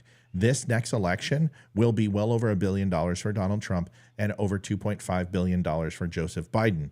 If you believe that that money comes from small grassroots campaigns, I have a bridge in Iowa to sell you, and also that Bigfoot is real. His mother is the Loch Ness Monster. Oh, and man-loving lesbians are also real. So thank you for your facts that aren't facts. And by the way, there's no way that they gave $25 billion to Nikki Haley. That's a lie. Joy, I did. So take your facts and shovel them. Excuse me. Please. By God. Okay, now that we're doing this, we're going to do this too. Are you ready? Here we go. Everybody get on board. Capital punishment. You guys tell me, liberal or Republican, conservative or Republican view? Oh, shit. Republican or Democrat view? Are we ready? Yes. Capital punishment. Ready. Olivia, give it to me. Capital punishment. That's a Republican view, I think. Yeah, right? Just say yes or no. Capital punishment, yes or no? Oh, what I think. Yes. Kill murderers. Kill people who touch kids, yes or no? Yes. Okay, Leroy. Yes. Amy. Yes. Tulsi Gabbard opposes it, wants to abolish capital punishment. Cash bail reform, which means that you can't use cash bail because it's racist. Olivia. I would need to know a little more about it. Oh my God. Cash bail because it's racist. You can't impose cash on somebody. They can use credit or they can get it. Okay. So no and no. Olivia? I would say no then. Fine. End it. She wants to end cash bail, which is already is. Mandatory minimum sentences, which means that you are mandatory. If you rape a child, you're going to jail for freaking 50 years. Mandatory. Do you believe in mandatory minimum sentences or not? Fuck yeah. Let's go in order. Olivia? I don't know. Someone rapes a child and you don't believe that everyone should be treated to a mandatory time frame in jail? Yes, I guess it depends on the crime, but yes. Okay, murder. Okay, yes. Okay. Okay. Let's see. It's stealing $50 million from senior citizens. Mandatory minimum sentence? Yes. Okay. Gun running. Yes. Okay. I agree. Yes. Giraffe porn. Okay. Mandatory minimum sentence. Is that a thing? Okay. Panda porn is. Panda porn is. So she wants to eliminate mandatory minimum sentences. Leroy, your thoughts? I think heard yes and yes from Amy. Private prisons. Eliminate them or have the government be responsible for prisons. Ooh. Okay, Olivia, to move this on, I'm going to call on you last. Amy? Yeah. Can you repeat I'm sorry, I was listening, but private prisons. Private prisons. Should we have private prisons or should the government be in charge of running prisons? No, yes, to private prisons. Leroy? Yes. Olivia? I had no idea that That's there it. were any other prisons. Just say I don't know. Election security. Paper ballots or multiple forms of verification. Do we do paper ballots or do we do multiple forms like digital, secondary screenings, certified mail, absentee? Basically, do we do paper ballots for everybody or do we do multiple time? We do paper ballots for everybody? Yeah, I'm in for that. Okay. Leroy? Same. I would say yes too. You guys think that we should have paper ballots for everybody? I do. Yeah. paper here where I vote. know you like electronic. I know you No. do. No. That's not what I said. No. Okay. Let me be clear. Paper ballots are sending out ballots to everybody, Oh. whether you're registered or not. Oh, No. I had Okay, no no, idea. I don't- I no. thought you meant like That's it's- what paper. Okay. Did you guys go through the 2020 election? Have you even heard of a thing called COVID? Did you hear about? Have you watched my show at I was all? confused Any of by the you? way it was What? worded. I was confused. Yes, I Okay. agree with Amy. I was very Okay, confused. so let me put this. No, I'm not all for electronic. I'm for multiple ways of verifying that a vote is real. It all starts with voter ID. I don't care how you vote. You can have a paper ballot as long as you have a voter ID. I want voter ID for everything. Okay, Yes, I agree so with voter she ID. wants unsolicited paper ballots for everybody. Got it. Okay. Okay. I understand it now. It was the way you worded it. Yeah. Yeah. Oh yeah, it's my Yeah, fault for saying Matt. paper ballots. Yeah, it's my fault. Okay. Yeah, You're dealing with the uneducated here that are not You are politically- educated. That's not true. Don't say that. Well, I'm not nearly as political savvy as you are. Okay. So let's Sorry, I didn't know let's paper speak ballots. in layman's I didn't know terms, paper please. ballots was going to confuse you. Let me fix it. The next one, I'll make this serious. Minimum wageo, which means a wage that is for everybody and flat across Hey, the federal. Here's my finger. Raise the minimum. Jeez. Raise the minimum wage to $20 an hour. Yes or no? No. Just say yes or no, guys. No. Nope. Okay. Reparations. Study reparations to see if we should give money to ancestors of slaves. No. Okay. No. Cost of college. All college should be free. No. Okay. No. Tulsi No. Gabbard thinks it should. Student debt. Expand or fix existing debt relief programs. No. No. I think Campaign finance. Unlimited spending should not be allowed in politics. I Kind of agree with that one. Yeah, I would agree have with to that. agree. The electoral college should be eliminated. Fuck no. no. No. Okay, nuclear power. Support closing down all existing nuclear power reactors and never open a new one. No. I think we should. Assault have. weapons. Support a ban on all assault weapons and semi-automatic weapons. Oh hell no. Background All checks. In favor of all universal background checks. Yes or no? Yes. All weapons are assault weapons. Abortion. Few limits, if any. Yes. But- Or no, few limits, if any. No, sorry. I totally got that the wrong way. Jeez Sorry. Louise. Jeez. Medicare for all. No. No. DACA. Citizenship for dreamers and executive actions to help them legalize in the meantime. No. I'm sorry to all the DACA Transportation. people, Pay for infrastructure by winding down spending on wars and overseas military conflicts and defense budget. Isn't it nice how she puts the first two and then puts defense budget at the back end?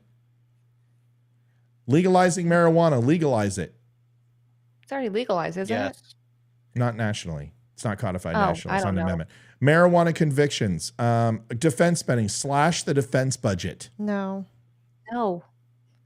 Yes. Close all overseas bases and bring all troops home. No. No. No. Corporate income tax. Let's see. Looser broadband restrictions. What's that mean? Yeah. Essentially, okay, so that's a big one. Can we talk about that Looser- later? Yeah. Looser restrictions. That doesn't, there's Yeah, it's not what it really is. And we're talking about, okay. Last one, NAFTA. Yes, that's a support. Everybody. So there's Tulsi Gabbard for you. Just wanted to let you know, biggest socialist. She is right up there with some of the worst progressives in politics. A vote for Tulsi Gabbard is a complete horrible idea ever. Just want to let you know. I'm sorry I ruined your night. I'm sorry. Yeah. I didn't mean to. Man, God. I know. It's $2 gas to $3, $4, $5 gas, and Sorry. I'm a horrible human being. I'm a horrible human being. stable prices to record. All right. So, folks, Wait, I here's got what my it's going to come. Go ahead, Amy. Yes, go, Amy. Sorry. Well, I was waiting for a time to, because someone asked a question earlier. It was Mike Blankman, I think it was, it was a real estate question. I was trying to figure out when we could talk about it since we were kind of off topic. I was like, Talk about it just now. answer it now. Yeah. So he was asking about if I had heard of this bill that they're trying to pass to prevent hedge fund companies from owning personal real estate, like buying single family homes. And yes, I've heard of this. Just to give my quick opinion on it, I don't know if it's going to pass. Obviously, I don't know. I don't think it will. I don't think this is a good idea for our country. It would not just change the housing market, it would be pretty catastrophic. And they're trying to do it over the next 10 years, but I still think this would be pretty catastrophic. And I also think the way it's being handled in this bill, how it's written, and I haven't read the bill, but from what I understand, the way it's written is that the money that they collect from having these forced sales, they will take that, like the proceeds, and then use that for people who are not able to pay off their homes, or people are like, I think, and I could be wrong about that because I haven't done a deep dive into it. I just know a little bit, but that's my 2 cents on that. Yes, I know about it. I don't know if it's going to pass. I don't think it will, based on what I know, and it would be disastrous, not just for the housing market, but I think for the entire economy. I think it would just further plummet us down. So that's my 2 cents. Interesting. I think you're going to bed? Yeah. All right, Squirt. The Avs choked. They didn't choke. They lost 4-3. Don't talk about my team that way. The Broncos choked. Your team sucks. Get out of my face. Don't ever come to me and say my team choked.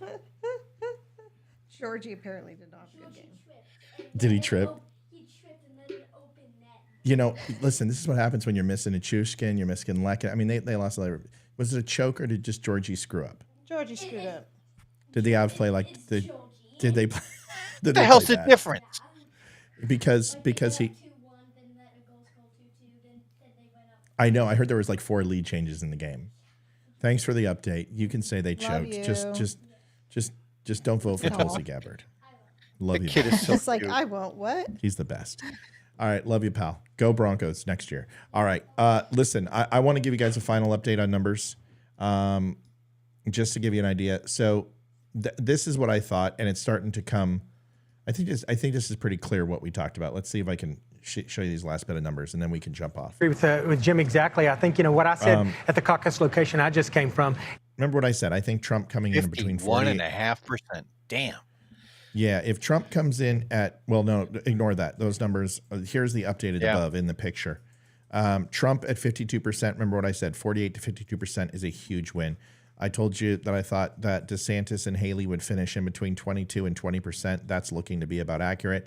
And Vivek at sub 7, sub 9 is what I thought. So you called it. Well, we're not done yet. I mean, we got a long way to go. I mean, this is only. Remember, I told you I was looking at. Let me see what the percentage of the vote is. I agree with Jim exactly. Okay, I think so that's 40%. It's not going to change much from this. So this is about what I expected. I still think Nikki Haley can overtake DeSantis. A close race between them was absolutely a win for Haley.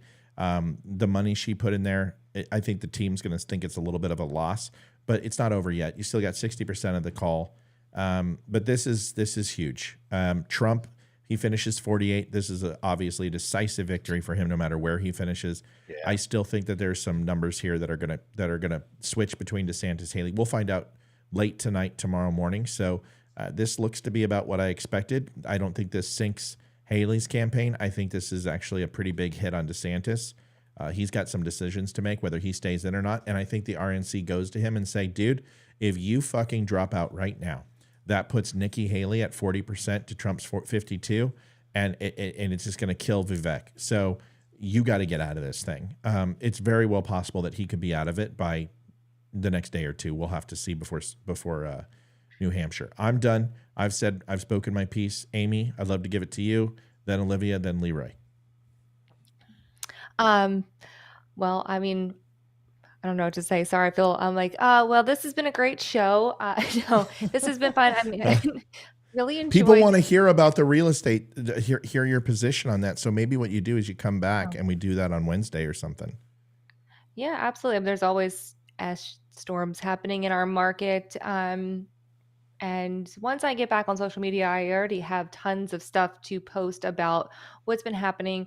I mean, where we live in particular, where 3 out of 4 of us live, it's a little bit of a bubble. It's hard to kind of compare to the rest of the country. I mean, I keep up with all the country stats. And I mean, even over the last year when interest rates were higher, I'll just say this really quick. Interest rates went up for everyone, but overall the market prices still went up as a whole in our country. I think I forget the exact percentage, but it was a significant number. I mean, the median home sale price I think went up to like 400 and something thousand. I forget the exact number, but something like that. That's the new median home sale price in the country, which that used to be around I think two in the low twos. Oh yeah, Years ago. 286 something. Yeah, it was in the low twos before COVID. That jumped up obviously with COVID. I mean, here you can't buy a house for that much money, but we live in a bubble and it's very different here. Our market's been crazy, but other than that, I I can't really even have sell. had I don't fun. know what to do. Right. Where do I go? Yeah, what?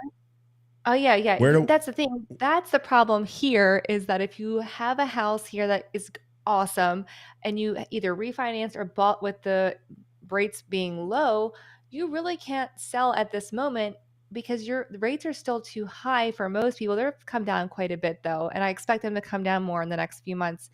But Not if you can't Biden buy wins. anything else. Yeah, that's true. Yeah. If Biden wins, it's Well- not going to go down. The Fed is going to have to stimulate. I mean, the stock market is going to literally drop. We're going to lose valuation on the dollar by 10 to 12 cents. And then he's going to have to go ahead and raise interest rates again to subsidize like he did last time. Right. But they will drop in the spring. I mean, that's historically what happens. Rates almost always come down in the spring. That's just because that's when home sales always increase, no matter where you are. So they typically come down. So we expect to see a drop by next month, or not March, by like March. And then they'll start to creep back up. But I think when it comes to the election time, they'll go up again. They always do. It doesn't matter what's going on in the world. They always go up around elections. Doesn't matter the election. They go up. And then afterwards, they'll come back down. So there you go. Don't buy a house. No, I love that. And- No, and we need to get you on more often talking about the market. Same one thing. I'll tell you what, I think people are misjudging one factor when it comes to Donald Trump. I think people feel 2020 is their fault. I look at the reaction, the visceral reaction that people have, and they're holding on to this stolen election thing. And honestly, I think there's a little bit of guilt there. I think people feel that they could have come out more. I think that they felt that they should have brought more people. I don't think they're going to make the same mistake. I think the Trump supporters are pissed off. And I think there's a lot more of them than there were. And the only thing I can lend credence to that is I look at the 3.25 million Democrats that have left the party and have moved at least to moderate or into the Republican fold. I have to look at the black vote. I have to look at the Hispanic vote. If he grabs Nikki Haley, this race is over. I'm telling you right now. He puts her on the ticket. It's good. It's lights out for the liberals. They listen to what they're telling you. Listen to what the media is pushing. They know better. They want Haley alone without Trump. They're not going to get that. And the more that they keep pushing Haley, the more likely it is to be Trump and Haley. And that ticket, in my opinion, I've said it 3 years ago. I'll say it now. It's unbeatable. It's an unbeatable ticket. There's just no way. There's just no way. You can't beat that ticket because he's got the base. And it brings the people who are never Trumpers or moderates into the fold. Olivia, your last word, please. Give us the numbers. The numbers of what they're at right now. No, just the numbers of what's just. We just want to hear from you, sweetie. You've been up and down, taking care of the fire and taking care of everybody. What's going on in your world? Only 82 more people to go on YouTube. Oh, son of a bitch. Leroy, what do you got, buddy? Well, first, a big shout out to our sponsors. Thank you, Spreely TV, for sponsoring this video. And also, Combat Flip Flops. I never go into combat without my Combat Flip Flop. Dude, first of all, listen, these are Combat Flip Flops, and I've been wearing these things for don't have 3.5 years. I Let know. me explain something. Those look, you know what those look horrible. Listen, no, they're not. They're full leather. They're leather, dude. Those are imprinted. Those You are look like a imprinted with my. So these. Well, first of all, it's got AK-47 firing. The cap on the yeah, pew pew. But here's the thing. No, not pew pew. These smell like leather. They're just beautiful. So here's the thing. Combat Flip Flops. Let me explain something to you. Is their motto is what is it? Oh, bad for running, worse for fighting, bad for running. So what they're saying is don't wear flip-flops into combat. Nobody wears flip-flops into combat. So what they're saying is they may be called combat flip-flops, but they don't mean that. But I will tell you, I have chronic back issues. I have three level fusion. I've got spinal stenosis, degenerative disc disease, and chronic arthritis. And I'm telling you right now that these things are the only thing. When you have your feet like that and your back, you want your feet as close to the ground as possible. High arch support is not necessarily the best thing for lower back problems. Trust me when I say this. They are the greatest flip-flop I have ever worn. Olivia will attest to it. I wear them year-round. It is negative. It's like 14 degrees outside right now, and I wear flip-flops outside. I love these damn things. Go to Combat Flip-Flops. All right, Leroy, there you go. That's how you do it. That was great. That being said, the results didn't, Matt nailed it. I mean, it went right in order. Trump, DeSantis, Haley, Vivek. So it will be interesting to see. I wonder if Ramaswamy is going to have to throw in the towel sometime soon. Isn't it anything under 10%? Anything under 10%, people start, time to let it go, man. That being said, I think that so long as the upcoming discussions revolve around economy, crime, immigration, and abortion, I think we're going to be in a good spot. So long as we don't overplay the abortion, stance. Yeah, there needs to we be got to some find. sort We of- got to figure that out. Did you want to hear Yeah. something interesting? You said that, Leroy. Do you want to know, out of all the candidates, the number one platform and answer given in all the debates that was the most popular? What was that? Nikki Haley's stance on abortion was single-handedly nationwide, with Republicans, with Democrats, and moderates, was the number one most liked answer from any candidate. You want to know why we lost 2022? It starts with, it rhymes with schmishmortion. Yeah.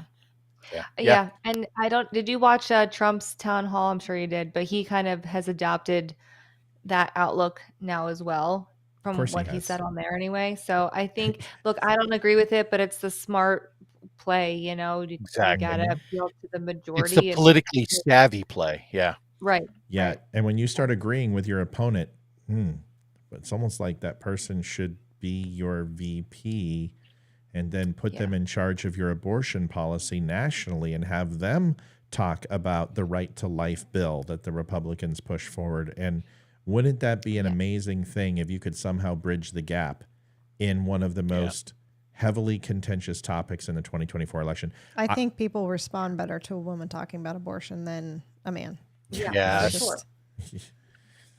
Yeah. So Close them legs, bitches. That's my stance.